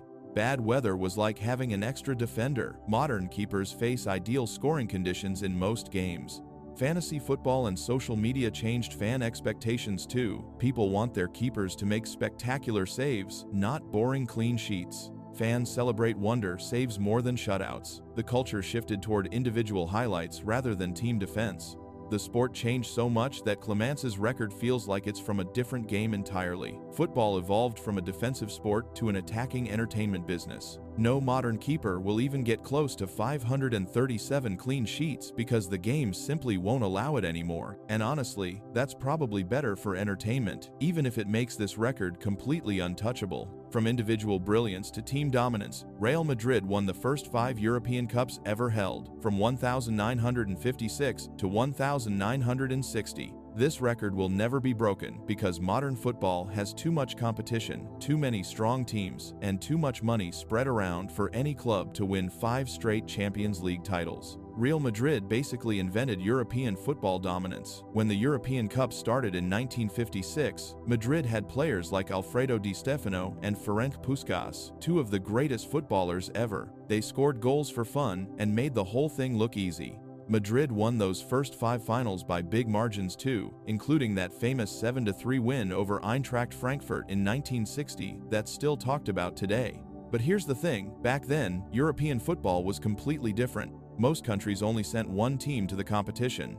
England didn't even join until 1957 because they thought it was beneath them. The Soviet Union was doing their own thing. Half of Europe was either missing or sending weak teams because professional football wasn't developed everywhere yet. Madrid basically had a free run at the best talent in the world too. They could sign anyone they wanted without worrying about financial fair play rules, salary caps, or any of the regulations that exist today. When they wanted Di Stefano, they just took him from under Barcelona's nose. When they needed Puskás, they signed him even though he was already 31 and overweight. Money wasn't really an issue. The competition format was also much simpler. Fewer teams, knockout rounds from the start, and if you were good enough to reach the final, you probably only faced 2 or 3 serious challenges along the way. Now teams have to survive group stages, face multiple elite opponents, and deal with much more unpredictability. Today's Champions League is a completely different monster. You've got Manchester City with unlimited money, PSG with Qatari backing, Bayern Munich dominating Germany, Barcelona and Real Madrid still spending huge amounts, plus traditional powerhouses like Liverpool, Chelsea, and Juventus. That's already 8 or 9 teams that could realistically win it in any given year. The squad depth required now makes 5 straight wins impossible too. Modern teams play 60+ games per season across all competitions. Players get injured, burned out, or transferred to other clubs. Madrid's core team from the 1950 seconds played together for years because player movement was much more limited. Now, keeping a winning squad together for even 2 years is difficult. Financial fair play and modern transfer markets also prevent the kind of team building Madrid did in the 1950 seconds. They can't just buy every superstar anymore. Other clubs have money now too, so talent gets spread around much more evenly. Messi went to PSG, Haaland went to City, Mbappe finally joined Madrid after years of waiting. No single club can monopolize the best players anymore. The tactical evolution of football works against sustained dominance as well. In the 1950 seconds, tactics were relatively basic. Now every team has detailed scouting reports, video analysis, and specific game plans to stop elite opponents. Pep Guardiola studies teams for weeks before big matches. Mourinho built his career on tactical preparation. You can't just rely on having better players anymore. Injuries and fixture congestion are bigger problems now too. Madrid's stars in the 1,950 seconds played maybe 3040 matches per year. Modern players face double that workload with international competitions, expanded league formats, and more cup tournaments. The physical demands make it much harder to maintain peak performance for multiple years. Mental pressure is also different now. The media coverage, social media scrutiny, and expectation levels are insane compared to the 1,950 seconds. Players and managers face constant criticism and analysis. Staying motivated after winning the Champions League once is hard enough. Doing it 5 years straight with that kind of pressure would be mentally exhausting. Even Madrid themselves haven't come close to matching their own record. Their best modern run was 3 straight titles from 2016 to 2018, and even that felt like a miracle considering the competition they faced. Zinedine Zidane had to manage egos, rotate massive squads, and deal with Barcelona at their peak under Pep Guardiola. The format changes also make it harder. The current Champions League has more teams, more rounds, and more opportunities for upsets. Leicester City reached the quarterfinals. Ajax made the semi-finals with teenagers. Porto and Monaco reached finals in recent years. The tournament is much less predictable now. 5 straight Champions League wins would require perfect timing, incredible luck with injuries, massive financial resources, amazing squad management, and basically no serious competition for half a decade. That combination simply doesn't exist in modern football, where every year brings new challenges and stronger opponents. While Real Madrid's team dominance came from having the best players at the right time, individual records in football often come down to something even rarer: pure longevity. No record demonstrates this better than Brazilian goalkeeper Fabio, who has played over 1,391 official matches since 1997. That's nearly 30 years of professional football, appearing in roughly 50 games per season without fail.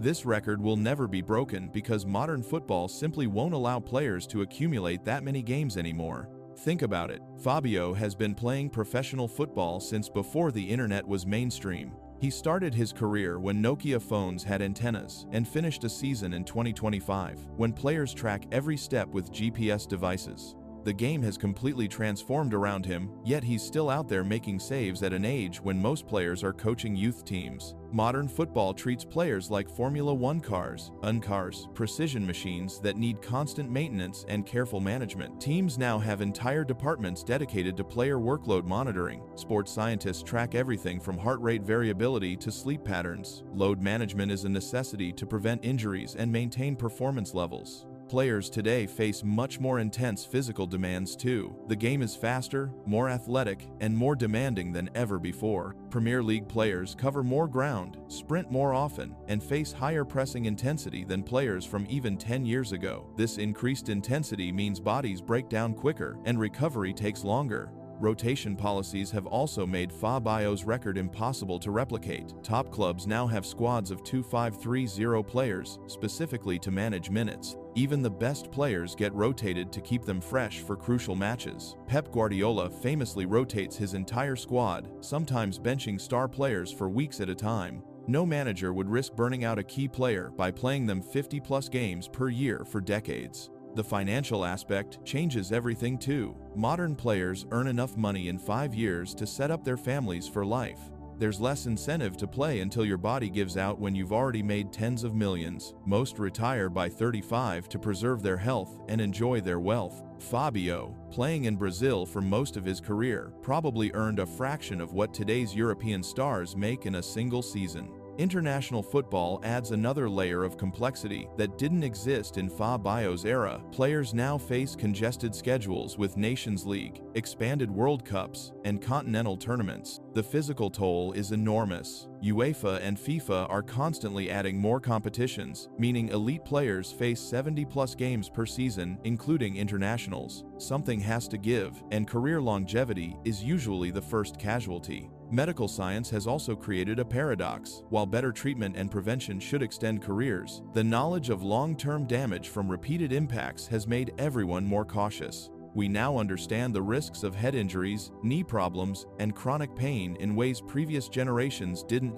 Modern players are smarter about protecting their long-term health. Fabio's position as a goalkeeper obviously helps his longevity. He's not running 10 kilometers per game or making sliding tackles every week, but even goalkeepers today are rotated more frequently. Most top clubs have 2 quality keepers who split duties across different competitions. The days of one goalkeeper playing every single game are largely over. The psychological pressure in modern football also makes such longevity unlikely. Social media scrutiny, constant analysis, and massive expectations take a mental toll that players in the 1,990 seconds didn't face. One bad game can trend worldwide within minutes. The pressure to maintain performance levels for 3 decades under that microscope would be crushing for most people. Youth development has changed dramatically too. Today's academies produce more technically skilled players, but they also burn through talent faster. Young players are pushed to peak performance earlier, which often means shorter careers. The slow, steady development that allowed players like Fabio to gradually build their games over decades has been replaced by pressure to perform immediately. Contract structures also work against marathon careers. Modern players sign shorter deals with higher wages and performance bonuses. Clubs are incentivized to move on from aging players rather than risk declining performance. The loyalty between player and club that kept Fabio at Cruzeiro for 17 years simply doesn't exist anymore in most professional football. Squad depth at every level makes it harder too. Even smaller clubs now have multiple quality players for each position.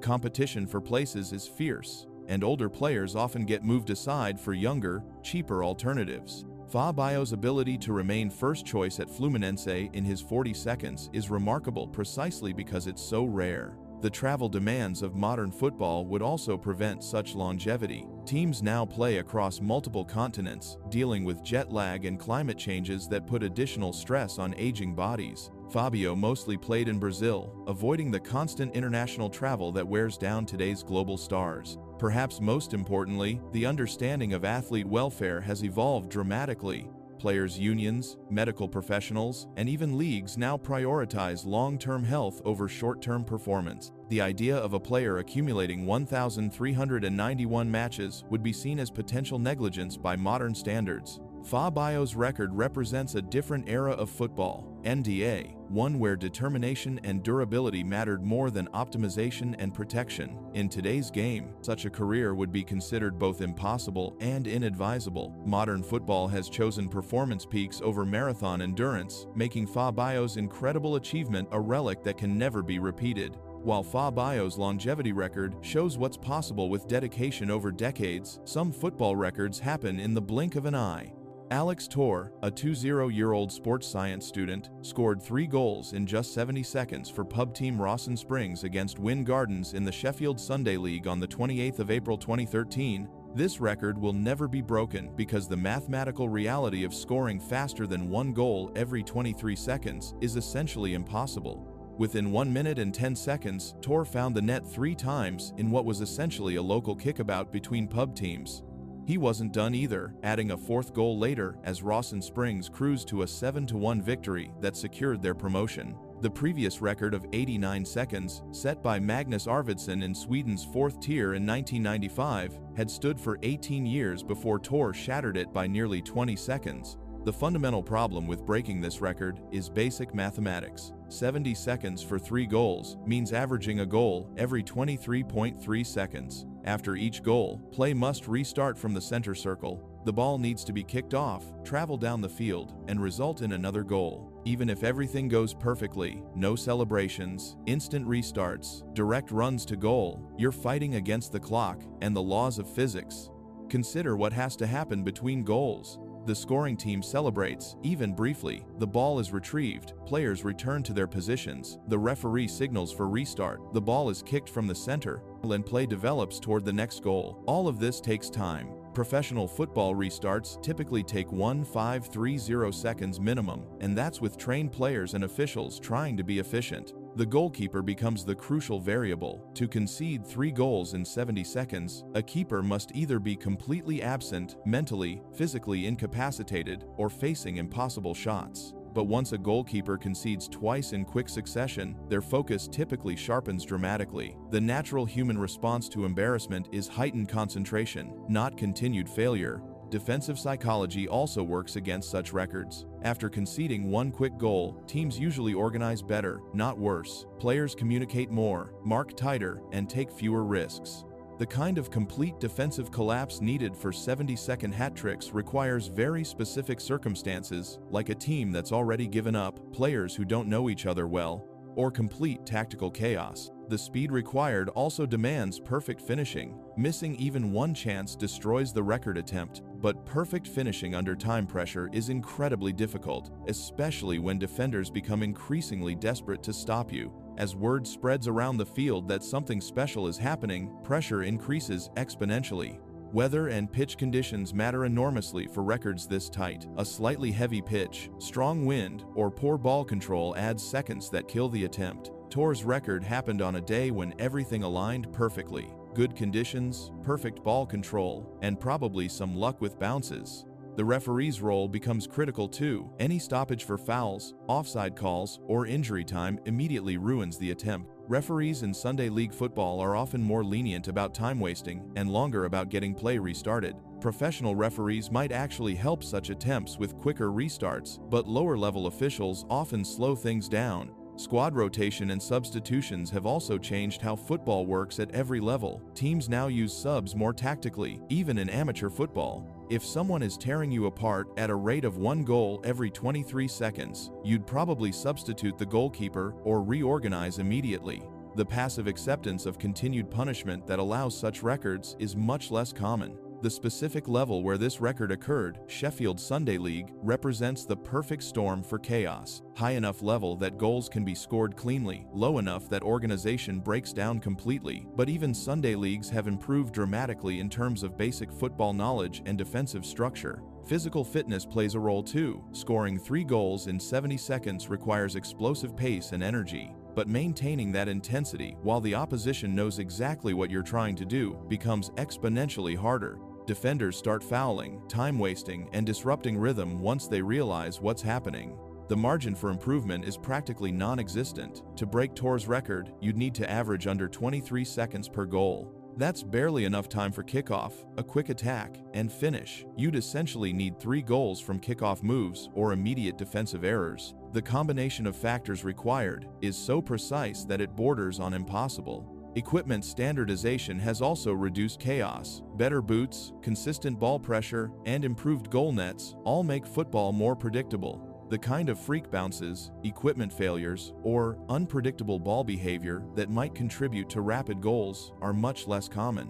Video technology, even at amateur levels, means such records get scrutinized immediately. If someone scored 3 goals in 60 seconds today, footage would be analyzed frame by frame to verify timing. This scrutiny itself might prevent attempts as players become more conscious of creating viral moments. Torres' record represents the absolute limit of what's mathematically possible while still playing recognizable football. The combination of perfect conditions, defensive collapse, clinical finishing, and ideal timing created a moment that touched the theoretical minimum for hat-trick completion. Breaking it would require defying the basic physics of how long it takes to restart play and score goals. Torres' 70-second hat trick happened in a flash, but said Altınordu's record took 27 years to build. This Turkish defender played 847 league games for Altınordu SK between 1929 and 1956, and never played for anyone else. This record will never be broken because football is now about money, not loyalty. Said loved his club so much that he changed his actual name to match it. When Turkey made everyone pick surnames in 1934, he chose Altınordu as his family name. That's insane by today's standards. Can you imagine Virgil van Dijk legally changing his name to Virgil Liverpool? It would be front-page news, and people would think he'd lost his mind. Money killed this kind of loyalty. Back then, footballers earned decent wages, but nothing crazy. The difference between clubs wasn't huge. Now, a good player can multiply their salary by moving clubs. We're talking life-changing money that would set up their family for generations.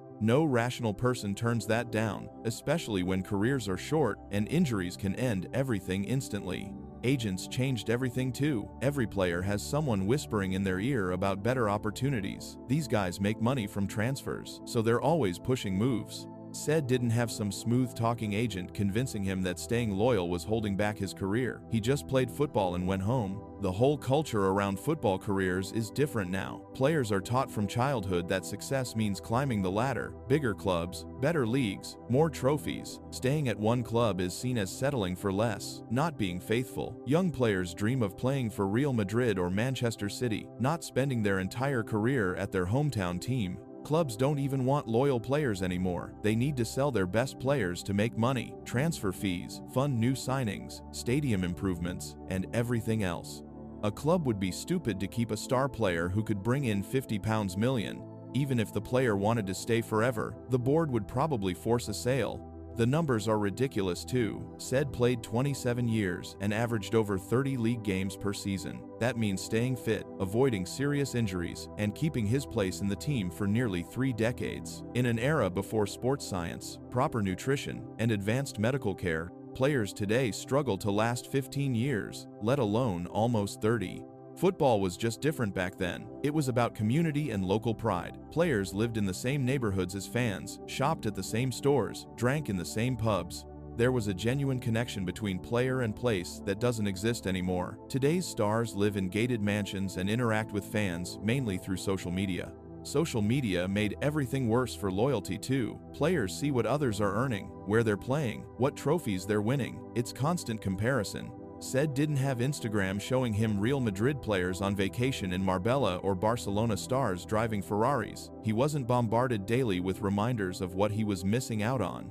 The transfer system also creates artificial pressure points twice a year. Every January and summer, everyone talks about who's moving where. Agents work overtime, newspapers write linking stories, and players get unsettled. Said played when transfers happened rarely and quietly. No one was constantly in his ear about other opportunities. Youth development changed too. Modern academies prepare players to be professional nomads. They're taught to adapt quickly to new coaches, new systems, new countries. The deep local roots that kept Said in Izmir are seen as weaknesses now, not strengths. Clubs actually discourage players from getting too attached to one place. Even the leagues are different. The Izmir Football League, where Said made his 847 appearances, doesn't exist anymore. Modern leagues get restructured, rebranded, and reorganized constantly. Just tracking appearances across different formats would be a nightmare.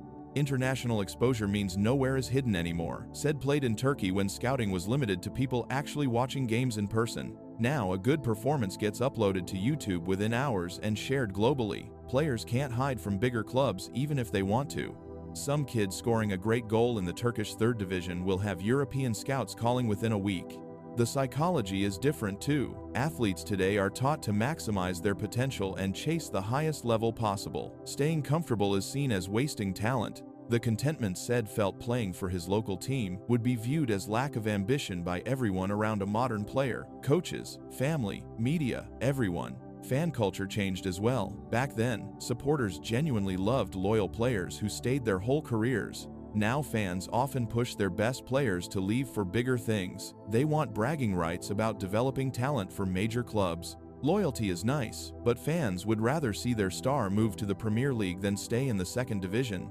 Contract structures encourage movement as well. Complex deals with bonuses, image rights, and performance clauses create natural breaking points. Players outgrow contracts and move on. The simple agreements that kept Said at Altınordu for decades just don't exist anymore. Everything is negotiated by lawyers and agents with exit strategies built in. The physical demands are also much higher now. Players train harder, play more games, and face more intense competition. Bodies break down faster. Said played when football was less athletic and demanding. The idea of maintaining peak performance for 27 years at one club while facing today's physical requirements is almost impossible. Honestly, I respect what Said did, but it's impossible now. Football became a global business where loyalty is a luxury most players can't afford. The romance of one-club careers died when television money and international transfers took over. Said's 847 appearances represent a time when football was about love, not money, and that time is never coming back. But before we get into the next record, subscribe to our channel. Said Altenordu showed what loyalty looked like across decades, but Masaropi's record happened in just a few months, and it's arguably more impossible to break. This Brazilian goalkeeper went 1,816 minutes without conceding a goal for Vasco da Gama in the 1977-78 Rio de Janeiro State Championship. That's over 20 complete matches without letting in a single goal. This record will never be broken because attacking football has evolved to a level that makes such defensive perfection mathematically impossible. Think about what 1,816 minutes means. That's more than 30 hours of football without conceding once.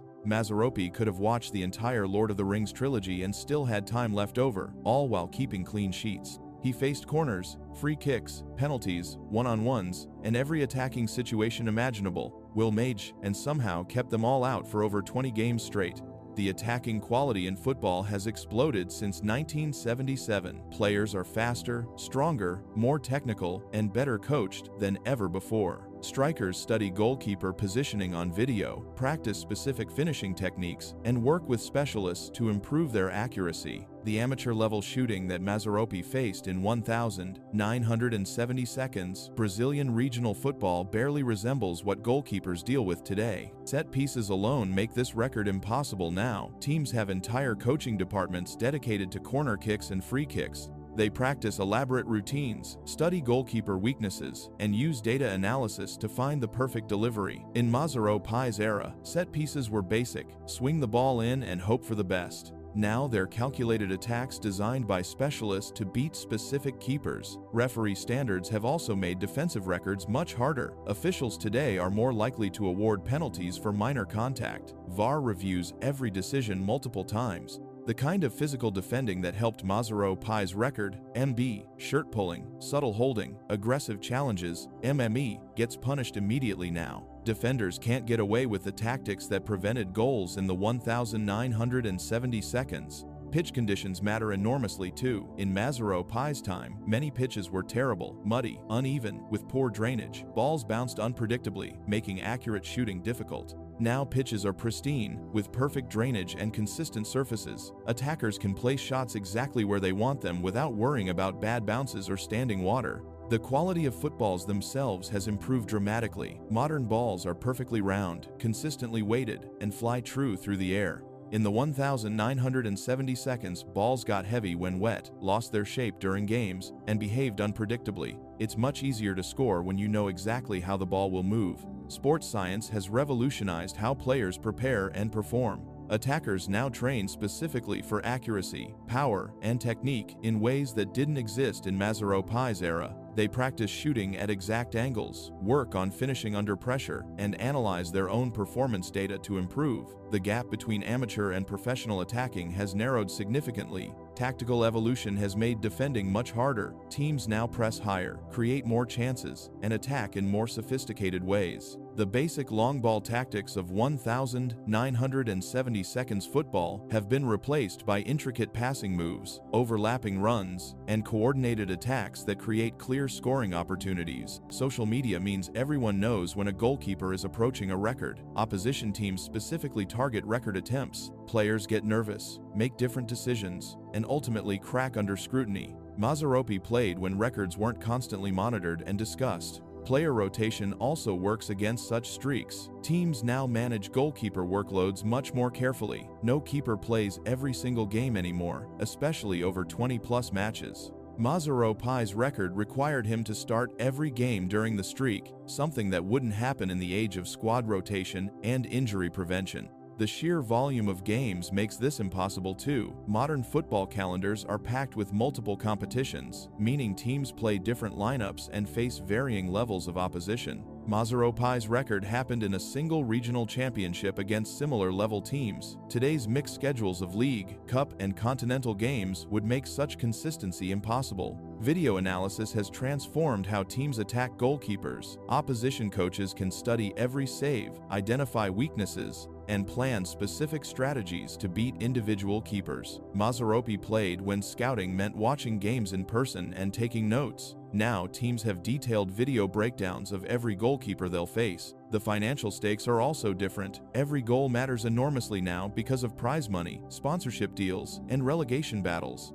Teams throw everything at breaking defensive records because the financial consequences of not scoring are huge. In Masaru Pai's era, the pressure to score wasn't backed by millions of dollars. Honestly, I'm amazed Masaru Pai's record happened at all. Going 20-plus games without conceding requires perfect concentration, incredible reflexes, a solid defense, and massive amounts of luck. Even in 1977, this was extraordinary. In today's football, with better attackers, improved tactics, and higher pressure, it's simply impossible. Masaru Pai's 1,816 minutes represents the absolute peak of what's achievable for a goalkeeper, a record that belongs to a different era of football entirely. Masaru Pai's defensive record lasted months, but Cristiano Ronaldo's jumping record happened in one split second, and it's absolutely mental. The Portuguese superstar reached 2.93 meters in the air while scoring a header against Manchester United in the 2013 Champions League. That's nearly 10 feet off the ground. Most people can't even touch a basketball rim, and Ronaldo was scoring goals at that height. Let's be clear about what 2.93 meters means. Ronaldo's head was almost 3 meters above the pitch when he made contact with the ball. For a guy who's 1.87 meters tall, that means he jumped over a meter into the air. That's a 41.7-inch vertical leap, which beats most NBA players. And he did it while accurately directing a football past one of the world's best goalkeepers, David De Gea. The context makes this even more ridiculous. This wasn't some training ground stunt or a friendly match. It was Real Madrid against Manchester United in the Champions League knockout rounds. Ronaldo was facing his former club, with Sir Alex Ferguson watching from the sidelines. The pressure was enormous, defenders were marking him closely, and he still managed to defy gravity while scoring a perfect header. Basketball players might jump higher in controlled conditions, but they're not being physically challenged by defenders while trying to redirect a moving ball with pinpoint accuracy. Michael Jordan's NBA record vertical leap was 48 inches, but he wasn't dealing with center backs trying to knock him over or goalkeepers diving to stop him. The physical requirements for this record are insane. You need explosive leg power to generate that kind of lift, core strength to control your body in mid-air, neck muscles to redirect the ball accurately, and perfect timing to meet the cross at exactly the right moment. Most players can do one or two of these things well. Ronaldo mastered all of them simultaneously. The technique involved is beyond what most footballers can achieve. Ronaldo had to judge the flight of the cross, time his jump perfectly, outmuscle defending players, hang in the air long enough to wait for the ball, and then generate enough power and accuracy to beat De Gea. That's sporting genius combined with freakish physical ability. Training methods have improved since 2013, but they haven't produced anyone close to Ronaldo's aerial ability. Sports science is better, nutrition is optimized, and jumping techniques are more refined. Yet no player has come remotely close to matching what Ronaldo achieved. That suggests this record is about once-in-a-generation genetic gifts. The psychological aspect is huge too. Knowing you're attempting something that requires perfect execution at nearly 10 feet in the air, with millions watching and your career reputation on the line, would paralyze most players.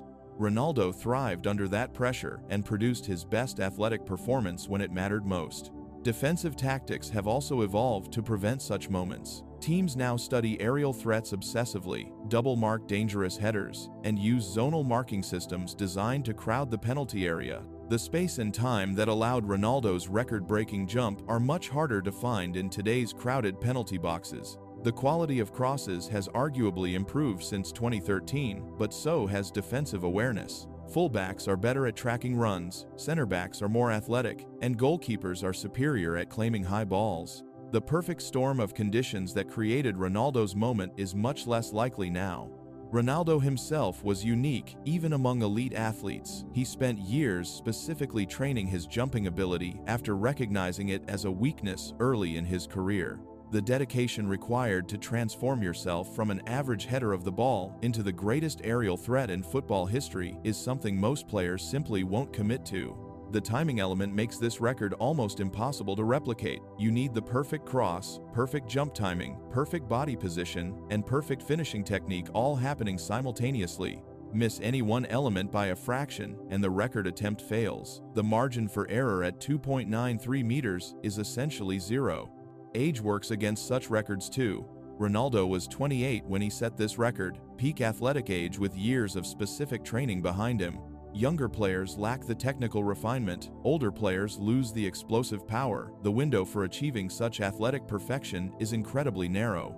What makes this even crazier is that Ronaldo hung in the air for 1.5 seconds. That's not normal human behavior. Physics says what goes up must come down, but Ronaldo seemed to pause mid-flight like he was in a video game. Defenders jumped with him and landed while he was still rising. The video of this goal still breaks people's brains today. You watch it in slow motion, and it looks fake. His hang time is so long that you start questioning if gravity works the same way for everyone. De Gea, one of the best goalkeepers in the world, could only watch as the ball flew past him from impossible height. Ronaldo scored over 150 headed goals in his career, more than anyone in football history, but this one stands alone because of the sheer athletic impossibility of it. You can teach heading technique, crossing accuracy, and tactical positioning. You can't teach someone to jump 2.93 meters while maintaining perfect control and accuracy. The fact that this happened against Manchester United makes it perfect too. Ronaldo, proving to his former club and mentor that he'd reached a level of athleticism that was literally superhuman. Sir Alex Ferguson, who'd seen everything in football, was probably wondering what kind of monster he'd helped create. Honestly, I don't think we'll see anything like this again. Ronaldo's 2.93-meter jump represents the absolute ceiling of what's possible when freakish genetics meet obsessive training and perfect timing. It's one of the most impressive athletic achievements in any sport. The combination of height, accuracy, pressure, and competition level makes it completely untouchable. Ronaldo's jump defied gravity for a split second, but a group of women defied it for 90 minutes straight. On the 24th of June 2017, a team called Equal Playing Field played football at 5,714 meters above sea level on Mount Kilimanjaro in Tanzania. That's nearly 4 miles up in the sky, where the air is so thin that just walking feels like running a marathon. This record will never be broken because no organization would be crazy enough to approve such a dangerous stunt again. Let me put this in perspective. Most people start feeling altitude sickness at 2,500 meters. These women played football at more than double that height. At 5,714 meters, there's about half the oxygen available compared to sea level. Every breath gives you less fuel, every sprint becomes torture, and every header feels like your lungs are going to explode. The logistics alone are insane. It took 6 days just to climb to the location with football equipment, camera gear, and everything needed for an official match. Then they had to descend into the volcanic crater of Kilimanjaro to find flat ground. Most people would be exhausted from the climb alone, never mind playing 90 minutes of football afterward. The players weren't just random amateurs either. This team included Olympic gold medalists, World Cup veterans, and international stars from multiple countries. These were elite athletes in peak physical condition, and they still struggled massively. The match ended 0-0 because players could barely breathe. But here's why this will never happen again: liability insurance would be impossible to get. After this stunt, every lawyer and sports administrator realized how incredibly risky it was. Playing football at that altitude is genuinely life-threatening. People can collapse, get brain swelling, or worse. No responsible organization would sign off on it now. Environmental protection has also gotten much stricter. Tanzania has tightened rules about what activities are allowed on Kilimanjaro. The mountain is a protected UNESCO World Heritage Site, and authorities are much more careful about large groups doing unusual activities. Getting permission for another football match would be nearly impossible. The cost is absolutely enormous too. You need specialized guides, medical teams, oxygen supplies, camping equipment, permits, insurance, and support crews. The original event probably cost hundreds of thousands of dollars. Who's going to fund that just to break a record when there are much safer ways to promote football? Medical clearance would be a nightmare now. Any doctor evaluating this would probably refuse to sign off. The risk of altitude sickness, hypothermia, and worse is too high. Sports medicine has become much more conservative about extreme conditions since 2017. The weather window is tiny as well. You need perfect conditions, no storms, reasonable visibility, manageable winds. At that altitude, weather changes instantly and can become deadly. The original match got lucky with timing. Banking on similar luck for a record attempt is basically gambling with lives. FIFA and other football bodies have also become more cautious about sanctioning extreme events. The governing bodies that would need to recognize a new record are much less likely to approve dangerous stunts now. They've seen too many athletes get hurt in pursuit of records. The symbolic purpose of the original match made it special too. Equal Playing Field did this to highlight inequality in women's football and inspire participation. It was a powerful statement about breaking barriers. Attempting to break the record just for the sake of it would seem pointless and irresponsible. The players themselves described feeling dizzy, nauseous, and completely exhausted. Several needed medical attention after the match. The footage shows people barely able to run, struggling with basic ball control, and looking genuinely unwell. It's not exactly encouraging for future attempts. Equipment behaves weirdly at that altitude too. Footballs fly differently, boots don't grip properly on volcanic rock, and even basic gear like water bottles and medical equipment work differently. You'd need specialized everything, adding more cost and complexity. Modern sports insurance is also much more sophisticated. Insurance companies now have detailed data on extreme altitude events and the associated risks. Getting coverage for another attempt would either be impossible or prohibitively expensive. The documentary crew and media attention were crucial for the original record, but that creates additional safety complications. You need camera operators, sound technicians, and producers, all willing to risk their lives at extreme altitude. Most media companies wouldn't approve such assignments now.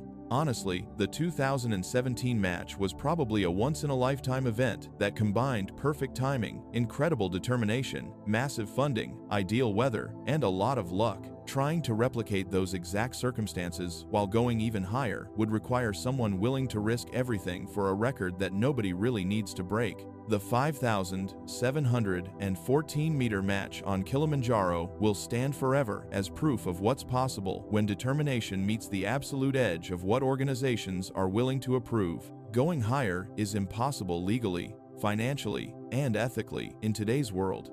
After witnessing football at the edge of human endurance high up on Kilimanjaro, let's dive into a record that happened at normal altitude but abnormal speed.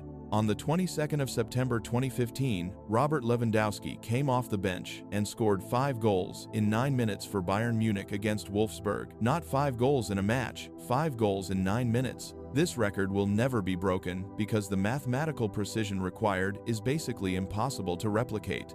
Lewandowski entered the game in the 46th minute with Bayern trailing 1-0. By the 55th minute, he'd scored 5 times and single-handedly turned the match around. The goals came at 51, 52, 55, 57, and 60 minutes. That's averaging a goal every 108 seconds while facing a professional defense that knew exactly what was happening and desperately trying to stop him. The speed of this achievement is what makes it untouchable. Scoring 5 goals in 9 minutes means you need to find the net roughly every 2 minutes while the opposition throws everything at stopping you. After the second goal, Wolfsburg knew what was happening. After the third, they were probably panicking. By the fourth, they were making tactical changes specifically to stop one player. Lewandowski still scored again. What makes this even more ridiculous is that he was a substitute. Most players need time to get into the rhythm of a match, feel the pace, and adapt to the conditions. Lewandowski came off the bench cold and immediately started scoring at a rate that defies logic. He didn't ease into the game, he exploded into it. Each goal showcased different aspects of his finishing ability too. The first was a simple tap-in, but the second required perfect positioning and timing. The third came from a brilliant turn and shot. The fourth was a header that showed his aerial ability, and the fifth was pure instinct and reflexes. Under massive pressure, he demonstrated every type of finishing technique possible. The psychological pressure would crush most players too. After scoring 3 quick goals, everyone in the stadium knows you're chasing history. Cameras focus on you, commentators mention records, and the weight of expectation becomes enormous. Most players would tense up and start forcing shots. Lewandowski kept his composure and kept scoring. His teammates were probably as shocked as everyone else. You can see in the footage how they start looking for him with every attack after the third goal. They realized they were witnessing something special and wanted to be part of history. The entire Bayern team shifted their focus to feeding Lewandowski chances. Defensive adjustments make this record almost impossible to repeat. After 2 quick goals, teams make substitutions, change formations, and assign multiple players to mark the threat. Wolfsburg tried everything: double marking, tactical fouls, time wasting, different formations. Nothing worked because Lewandowski was in a zone that transcends normal football. The quality of finishing required is superhuman too. These weren't tap-ins or penalties. Lewandowski scored with his left foot, right foot, and head. He beat the goalkeeper with power, placement, and technique. Under massive pressure, with defenders closing him down, he maintained clinical finishing that most strikers couldn't achieve in training. The crowd reaction was incredible as well. You could hear the disbelief turning to amazement as each goal went in. By the fifth goal, the entire stadium was on its feet, celebrating something they'd never seen before and would probably never see again. Even neutral fans were applauding the sheer audacity of what they'd witnessed. Video analysis has made such dominance much harder now. Teams study patterns, identify threats, and prepare specific tactics to stop prolific scorers. In 2015, real-time tactical adjustments were less sophisticated. Now, coaches have detailed plans for shutting down any player who starts scoring quickly. The margins are impossibly tight as well. To break Lewandowski's record, someone would need 6 goals in under 9 minutes. That's a goal every 90 seconds maximum. Even if everything goes perfectly, perfect service, perfect finishing, no defensive adjustments, the time constraints make it virtually impossible. Squad rotation also works against such records. Players rarely get the opportunity to play long enough to attempt such feats. Managers substitute goal scorers to protect them from injury or rest them for bigger games. Lewandowski's record happened because Pep Guardiola left him on the pitch to chase history. Modern fitness levels make defensive collapses less likely too. In 2015, teams could still fall apart completely for short periods. Now, defensive organization and fitness standards mean teams rarely lose their shape so dramatically that one player can score 5 times in 9 minutes. The specific circumstances were perfect for Lewandowski that day. Bayern were playing at home, had excellent creative players providing chances, and faced a Wolfsburg team that couldn't cope with the intensity. Replicating those exact conditions while improving on the time frame is nearly impossible. Ball distribution and tempo matter enormously for such records. Lewandowski benefited from Bayern's possession-based style that created multiple chances quickly. Teams now are more cautious about conceding possession after going behind, making rapid-fire goal-scoring opportunities rarer. The mental state required is extraordinary too. Lewandowski described feeling like everything was happening in slow motion, where he could see exactly where to place each shot. That level of focus and clarity under pressure is something most players never experience, let alone maintain for 9 consecutive minutes. Honestly, watching the highlights still gives me goosebumps. Each goal is perfectly executed under increasing pressure. The crowd gets louder, his teammates get more excited, and Lewandowski just keeps scoring like it's the most natural thing in the world. This record represents the absolute peak of what's possible when individual brilliance meets perfect circumstances and incredible mental strength. The combination of speed, accuracy, pressure, and defensive quality makes it completely untouchable in modern football. While Lewandowski's 9-minute masterclass showed what's possible in a single match, Cristiano Ronaldo's international goal record represents something completely different, 2 decades of sustained excellence that nobody will ever match. Ronaldo has scored 141 goals for Portugal in 223 appearances, and honestly, this record is so ridiculous, it makes other impossible records look achievable. When Ronaldo broke Ali Daei's previous record of 109 goals in September 2021, everyone knew it was coming. But here's what's crazy, he completely destroyed it. Ronaldo now has 32 more international goals than anyone else in history. That's not a small gap you can close with a couple of good tournaments. That's basically an entire world-class striker's international career worth of extra goals. The gap gets more insane when you realize he's still playing. Most footballers are long retired by 39, but Ronaldo scored at Euro 2024 like it was nothing. He became the first player to appear in 6 European championships, which is mental when you think about it. He scored 6 goals in 9 games during Portugal's 2025 Nations League win. The man is approaching 40 and still banging in goals like he's 25. The longevity required for this record is basically superhuman. Ronaldo made his Portugal debut in 2003 when he was just 18 years old. That's 22 years of international football. Most of us can't stick to a gym routine for 22 weeks, and this guy has been scoring for his country for 22 years. He's played with teammates who are now coaches, against defenders who are now retired, and scored goals that kids who weren't even born yet will watch on YouTube. What makes this even more impressive is how much football has changed since 2003. When Ronaldo started, defending was more basic, and goalkeepers weren't as athletic. Now, every team has detailed video analysis, sports scientists, and tactical plans specifically designed to stop players like him, yet somehow he keeps adapting and keeps scoring. The competition for places in the Portugal team is ridiculous too. Portugal regularly produces world-class attackers who could walk into any national team. Players like Diogo Jota, Rafael Leão, and Gonçalo Ramos are all fighting for minutes. In most countries, an aging superstar would gradually lose his place to younger talent. Not Ronaldo. He somehow remained indispensable for over 2 decades. Tournament structures work against accumulating massive goal tallies as well. Major tournaments only happen every 2 years, and even if you reach every final, you're only playing 6 to 7 games maximum.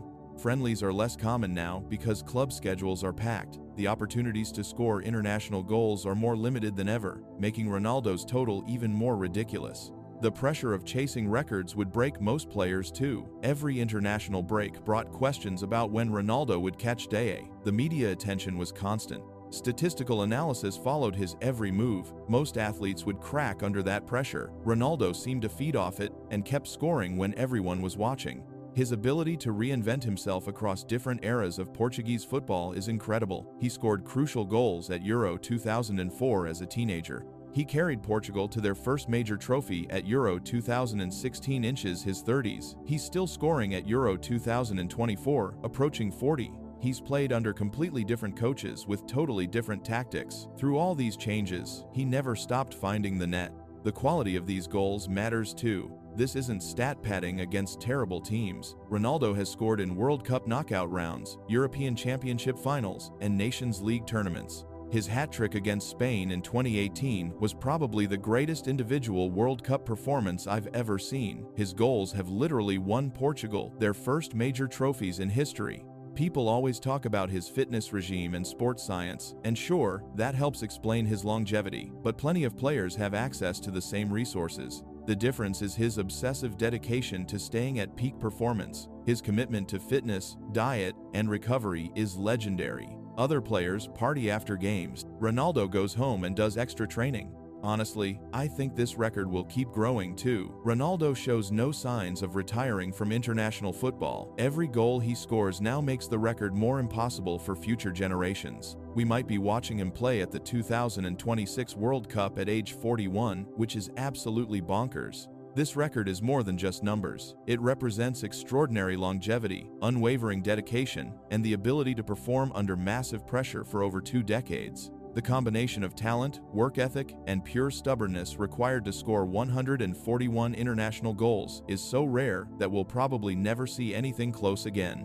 Ronaldo hasn't just set a record, he's built a monument to sustained excellence that will never be touched. While Cristiano Ronaldo's international record shows decades of excellence, Youssouf Bikan's goal-scoring ratio is just plain bonkers. The guy averaged 1.52 goals per game across his entire career. Let me say that again. He scored more than 1.5 goals every single time he stepped onto a football pitch. This is a record that sounds like someone made it up. Bikan scored over 800 goals in 530 matches during his career. At his best club, Slavia Prague, he banged in 395 goals in just over 200 games. Think about that for a second. Most top strikers today would kill to average 1 goal per game for a single season. This madman was doing nearly twice that for his entire career. It's absolutely mental. What makes this even crazier is that Bikan didn't grow up with any advantages.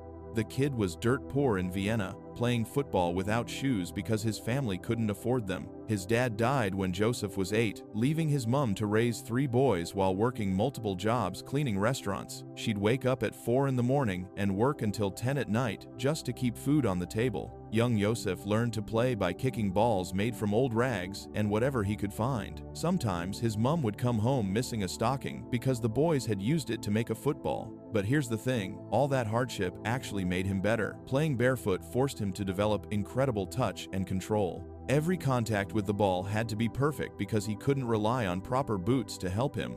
The poverty wasn't the only thing that made Bikin special though. This guy was ridiculously fast. He could run 100 meters in 10.8 seconds, which was close to Olympic sprinter times back then. Imagine trying to defend against someone who could outrun you, outskill you, and finish from anywhere on the pitch. It wasn't even fair. People sometimes try to diminish Bikin's achievements by saying he played during World War II when all the good players were fighting. That's complete rubbish. First off, Bikin was already scoring at this insane rate before the war started. Second, plenty of talented players were still around. Two, they didn't all magically disappear. And most importantly, you don't accidentally score 1.5 goals per game just because the opposition is weak. That kind of output requires incredible skill, positioning, and consistency that no era can just hand you. The conditions Bikin played in actually make his record more impressive, not less. This wasn't modern football with perfect pitches and scientific training. Pitches were often muddy disasters. Training was basic at best.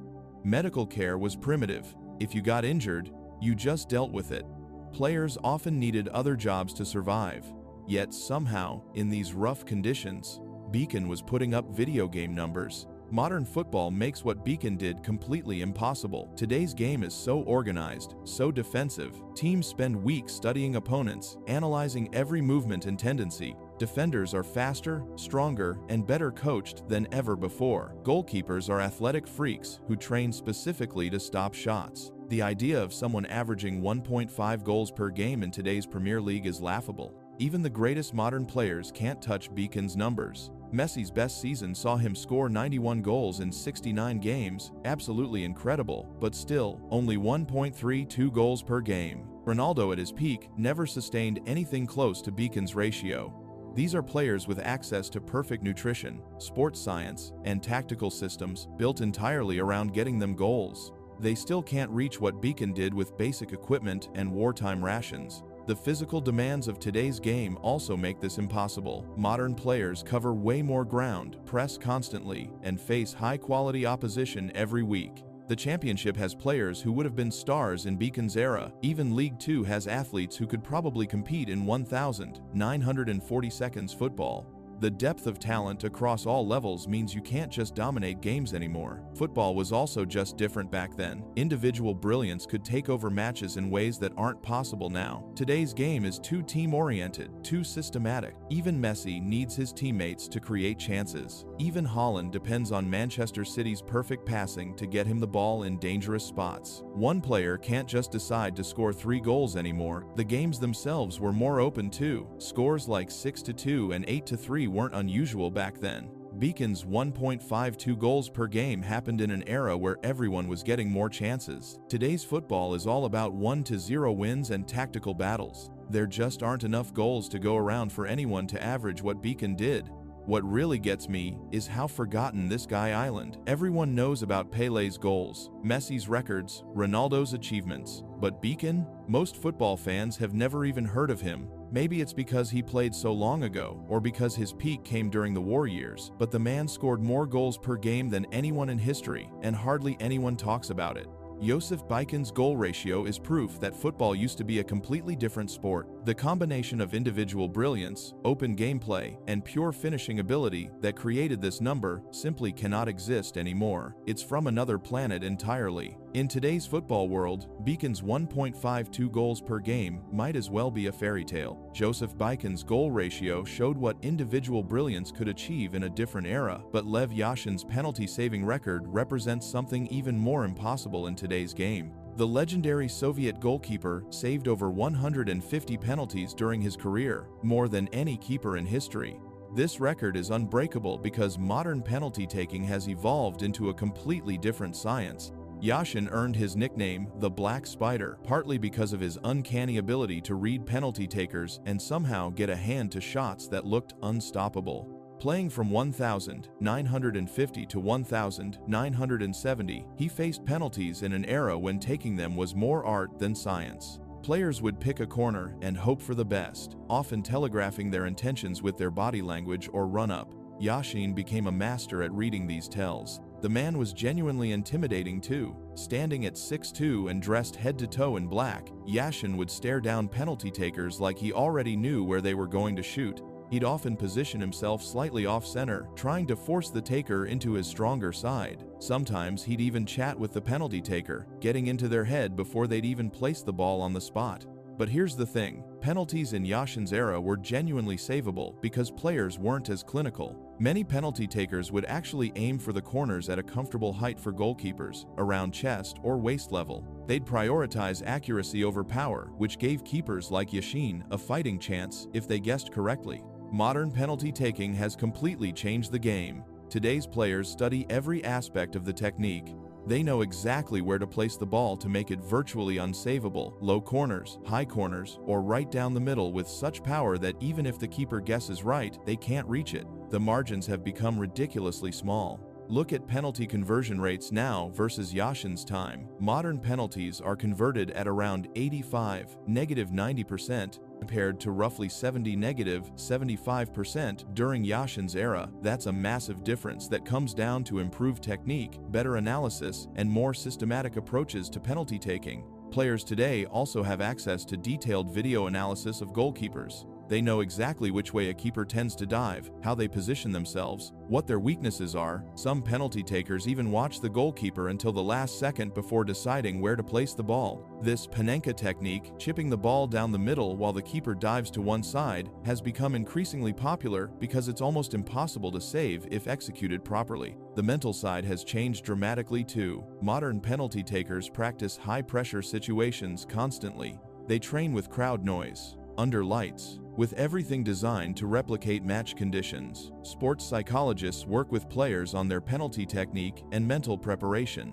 Compare that to Yashin's era, where penalty practice was often just an afterthought in training. Physical improvements also matter. Today's players are stronger and more accurate than ever before. They can generate incredible power while maintaining precision.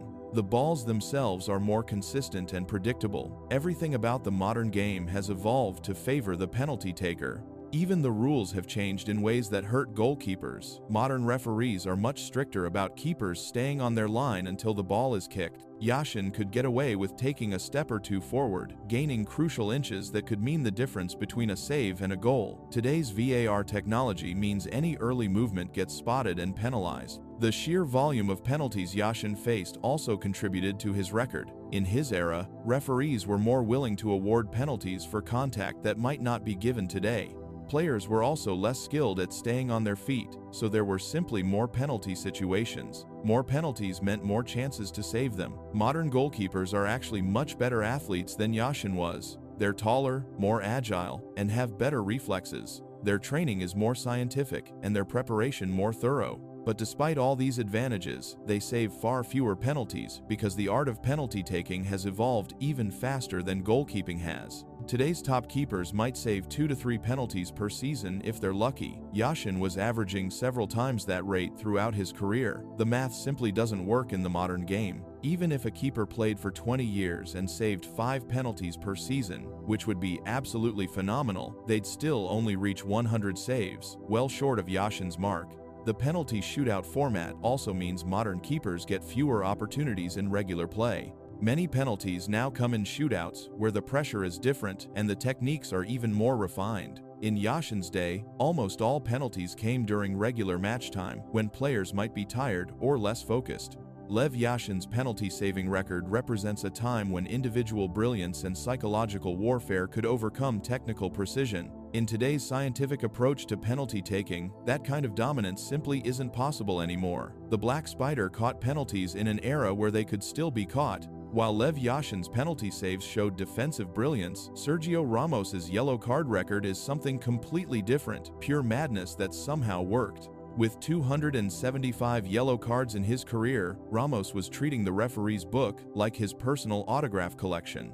This record will never be broken because modern football would never tolerate the beautiful chaos that made Ramos so effective. Let's be honest, Ramos was basically a street fighter in a Real Madrid shirt. The man collected yellow cards like trophies, and both were crucial to his success.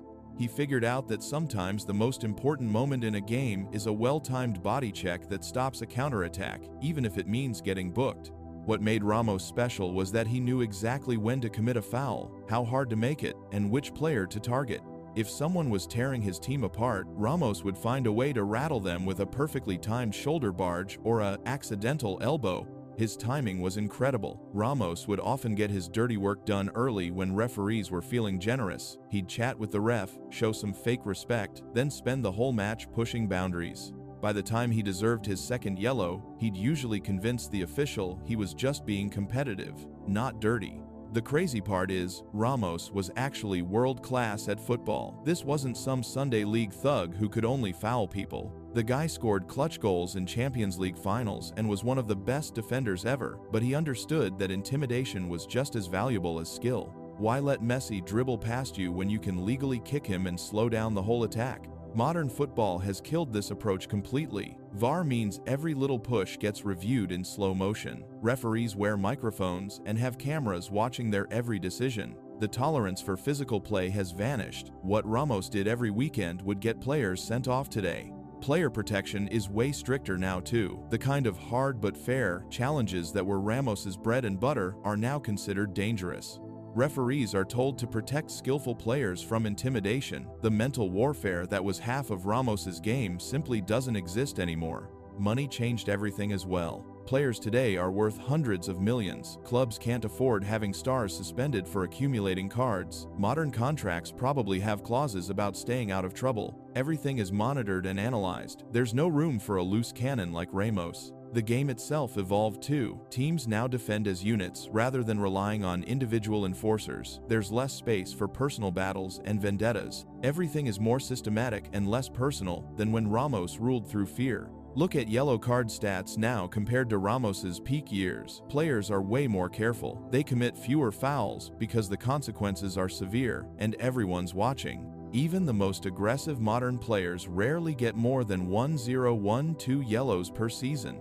Ramos was averaging over 15 during his best years. Ramos thrived on confrontation. He loved the mind games, the reputation, the fear in opponents' eyes when they saw him coming. Modern players are coached to avoid drama. Sports psychologists teach teams to stay calm and focused. The whole culture around aggression in football has completely flipped. Social media made things worse for potential Ramos replacements. Every foul gets dissected online immediately. Players face constant scrutiny for their behavior. Ramos played when his antics were seen as entertaining. Today, that same behavior would create endless negative headlines and upset sponsors. Youth coaching has changed too. Kids learn to avoid unnecessary fouls rather than learning how to commit effective ones. The pipeline of naturally aggressive defenders has dried up. Everyone wants to be the next Messi or Ronaldo, not the next Ramos. Even referee training evolved. Officials now spot tactical fouling patterns better and use cards more strategically. The cat-and-mouse game between dirty players and refs has shifted completely toward the officials. Here's my take.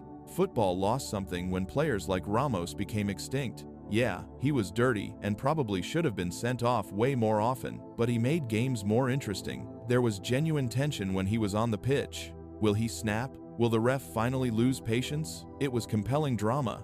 Sergio Ramos's 275 yellow cards represent a dying breed, the last great enforcer who could blend world-class talent with controlled violence. In today's sanitized, analyzed football world, another Ramos couldn't survive. His record stands as proof of a more chaotic, more personal, and honestly, more entertaining era that we'll never see again. While Sergio Ramos turned fouling into an art form, Linfield FC did something even crazier. They basically owned an entire league for over a century. This Northern Irish club has won 57 league titles.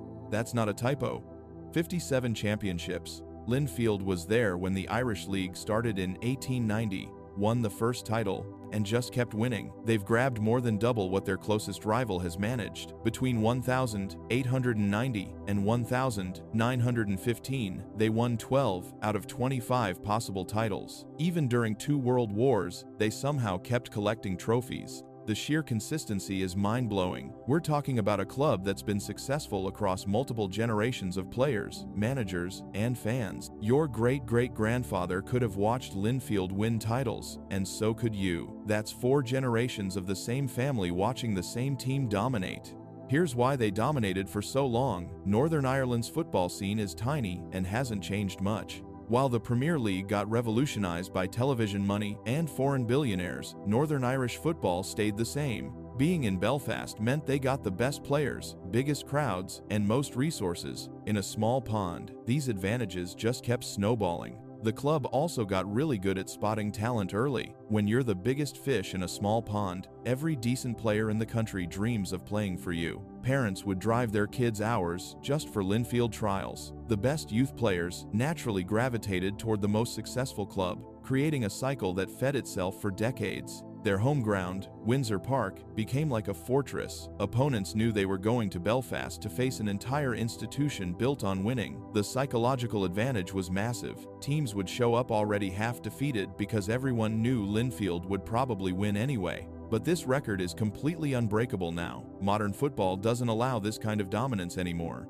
Look at Real Madrid and Bayern Munich, 2-2 thas. Despite having unlimited money, they don't win every other year. Celtic's Scottish dominance got broken after 9 straight titles. The idea of winning 57 titles anywhere is impossible now. The globalization of football killed any chance of another Linfield-style monopoly. Social media means scouts can spot talent anywhere instantly. A 6-year-old standout in Northern Ireland gets noticed by Premier League clubs before they've even finished school. In Linfield's early days, talented players stayed local because they had no choice. Television changed everything too. Young players now watch the Champions League and dream of playing for Barcelona or Manchester City, not their local champions. The aspirations are completely different. Even in smaller countries, players see their domestic league as a stepping stone rather than a destination. The modern transfer market also makes sustained dominance nearly impossible. If Linfield started winning everything again, their best players would get bought by bigger clubs within a season or two. In the old days, players stayed with one club their entire careers. Now, loyalty lasts about as long as a decent contract offer from elsewhere. The math alone kills any chance of breaking this record. To beat Linfield, a team would need 58 titles. Even if some clubs started winning every championship tomorrow, it would take over 50 years of perfect success. That's assuming they never have a bad season, never lose players, and never face serious competition. Think about that time frame. 50 years of never finishing second. Manchester United's most dominant period under Ferguson lasted about 20 years, and even they had off-seasons. The idea of any modern club going 5 decades without a single title drought is laughable. Modern rules are designed to prevent monopolies like this. Financial fair play, salary caps, and global player movement mean no club can dominate one league for decades anymore. Even the richest clubs face challenges from unexpected sources. Leicester City winning the Premier League would have been impossible in Linfield's era of predictable dominance. Youth development has also become more democratic. Coaching badges are standardized. Training methods are shared online, and smaller clubs can access the same tactical knowledge as bigger ones. The knowledge gap that once separated elite clubs from the rest has largely disappeared. What's mental is that Linfield achieved this while football completely changed around them. They won titles with amateur players in the 1,890 seconds and are still winning with modern professional setups. They survived the transition from amateur to professional football, 2 world wars, the troubles in Northern Ireland, and the modern globalization of the game. The club's ability to adapt while maintaining their winning culture is probably their greatest achievement. Most institutions that old either become irrelevant or lose their way trying to modernize. Linfield somehow managed to evolve with the times while never losing their dominance. Linfield's 57 titles represent the last great monopoly in football. Linfield's Sixen, something that belonged to an era when one club could genuinely own a league forever.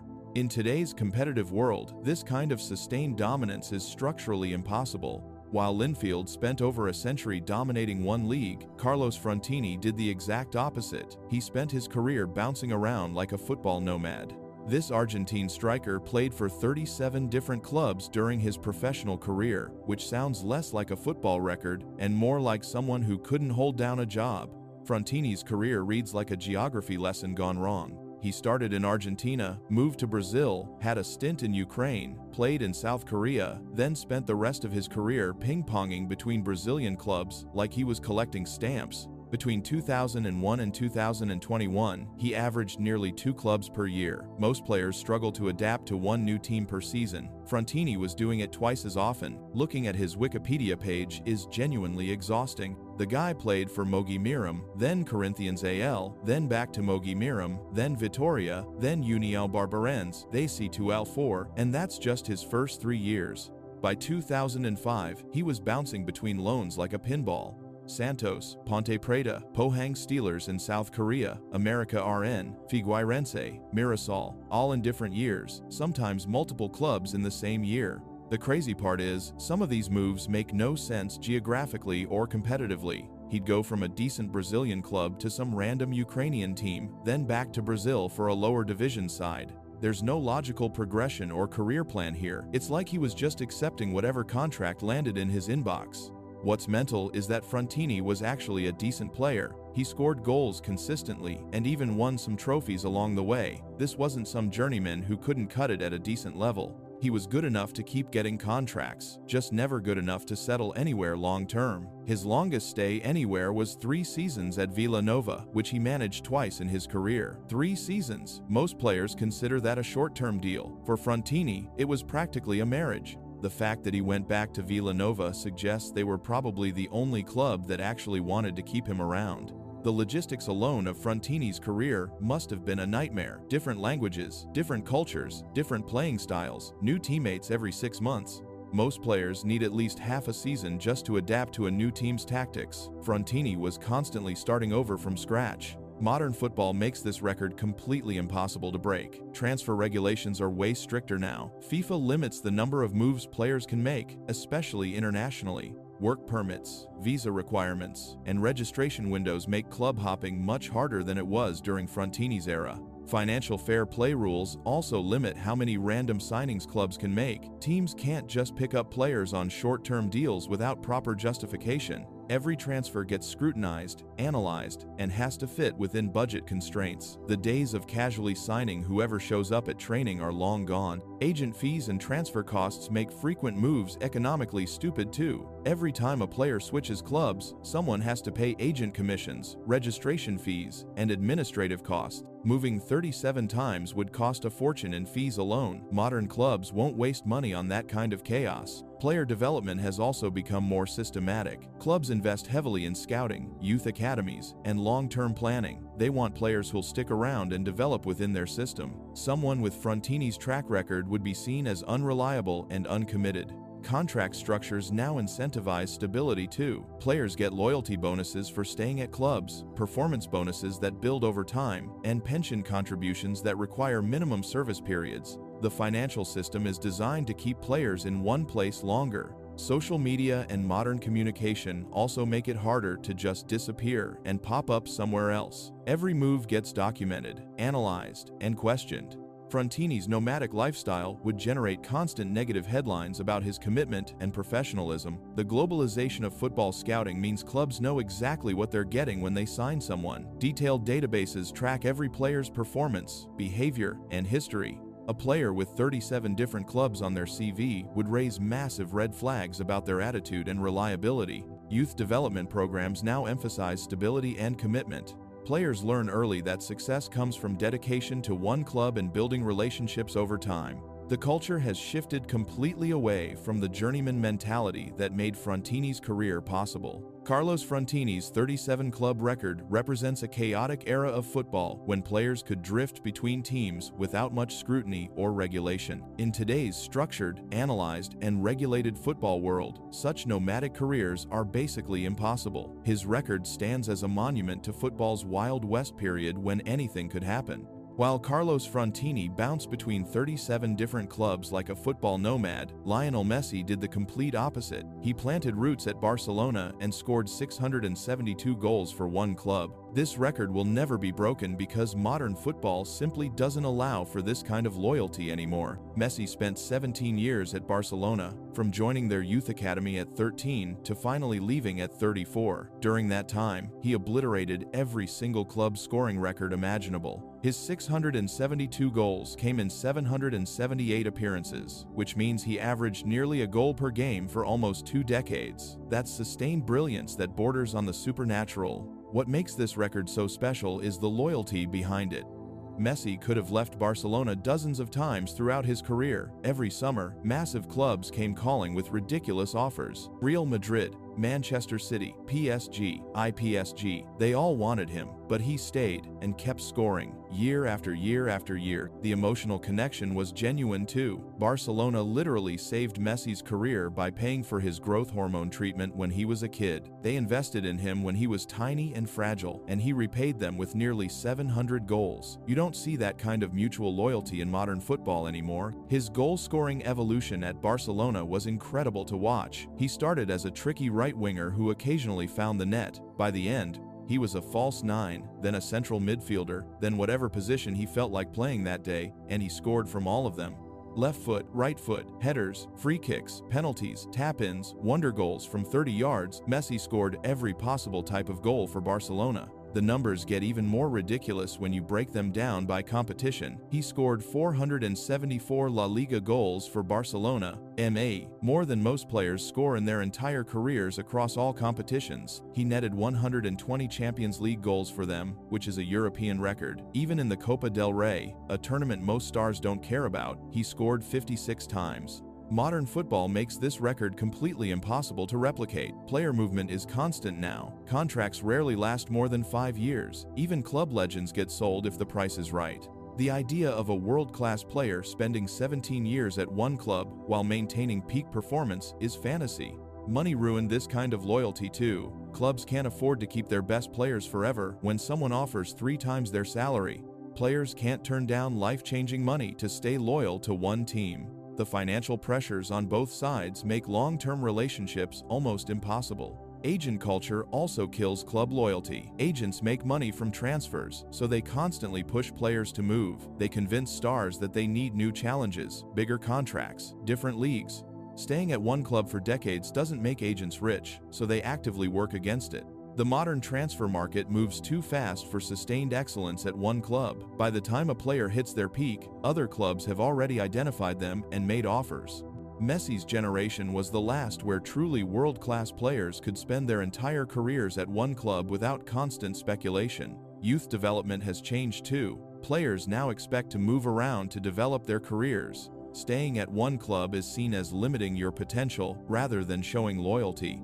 The culture has completely shifted away from the Messi model. Even Barcelona themselves proved this point. Despite everything Messi gave them, despite the 672 goals and countless trophies, they still let him leave over financial issues. If they couldn't keep their greatest ever player, no club can guarantee long-term loyalty anymore. The closest anyone comes to challenging this record is probably Harry Kane, who scored around 280 goals for Tottenham before moving to Bayern Munich. That's less than half of Messi's total, and Kane eventually left anyway. The gap is enormous and growing. Football's globalization also works against single-club loyalty. Players now dream of playing in multiple leagues, experiencing different cultures, testing themselves in various environments. The ambition is to become a global superstar. Look at today's best young players. Mbappe moved from Monaco to PSG to Real Madrid before turning 26. Haaland has already played for 3 different clubs and he's barely started his career. The idea of spending 2 decades at one club seems outdated to modern players. Messi's 672 goals for Barcelona represent more than just a scoring record. To self, they represent a dying concept in football.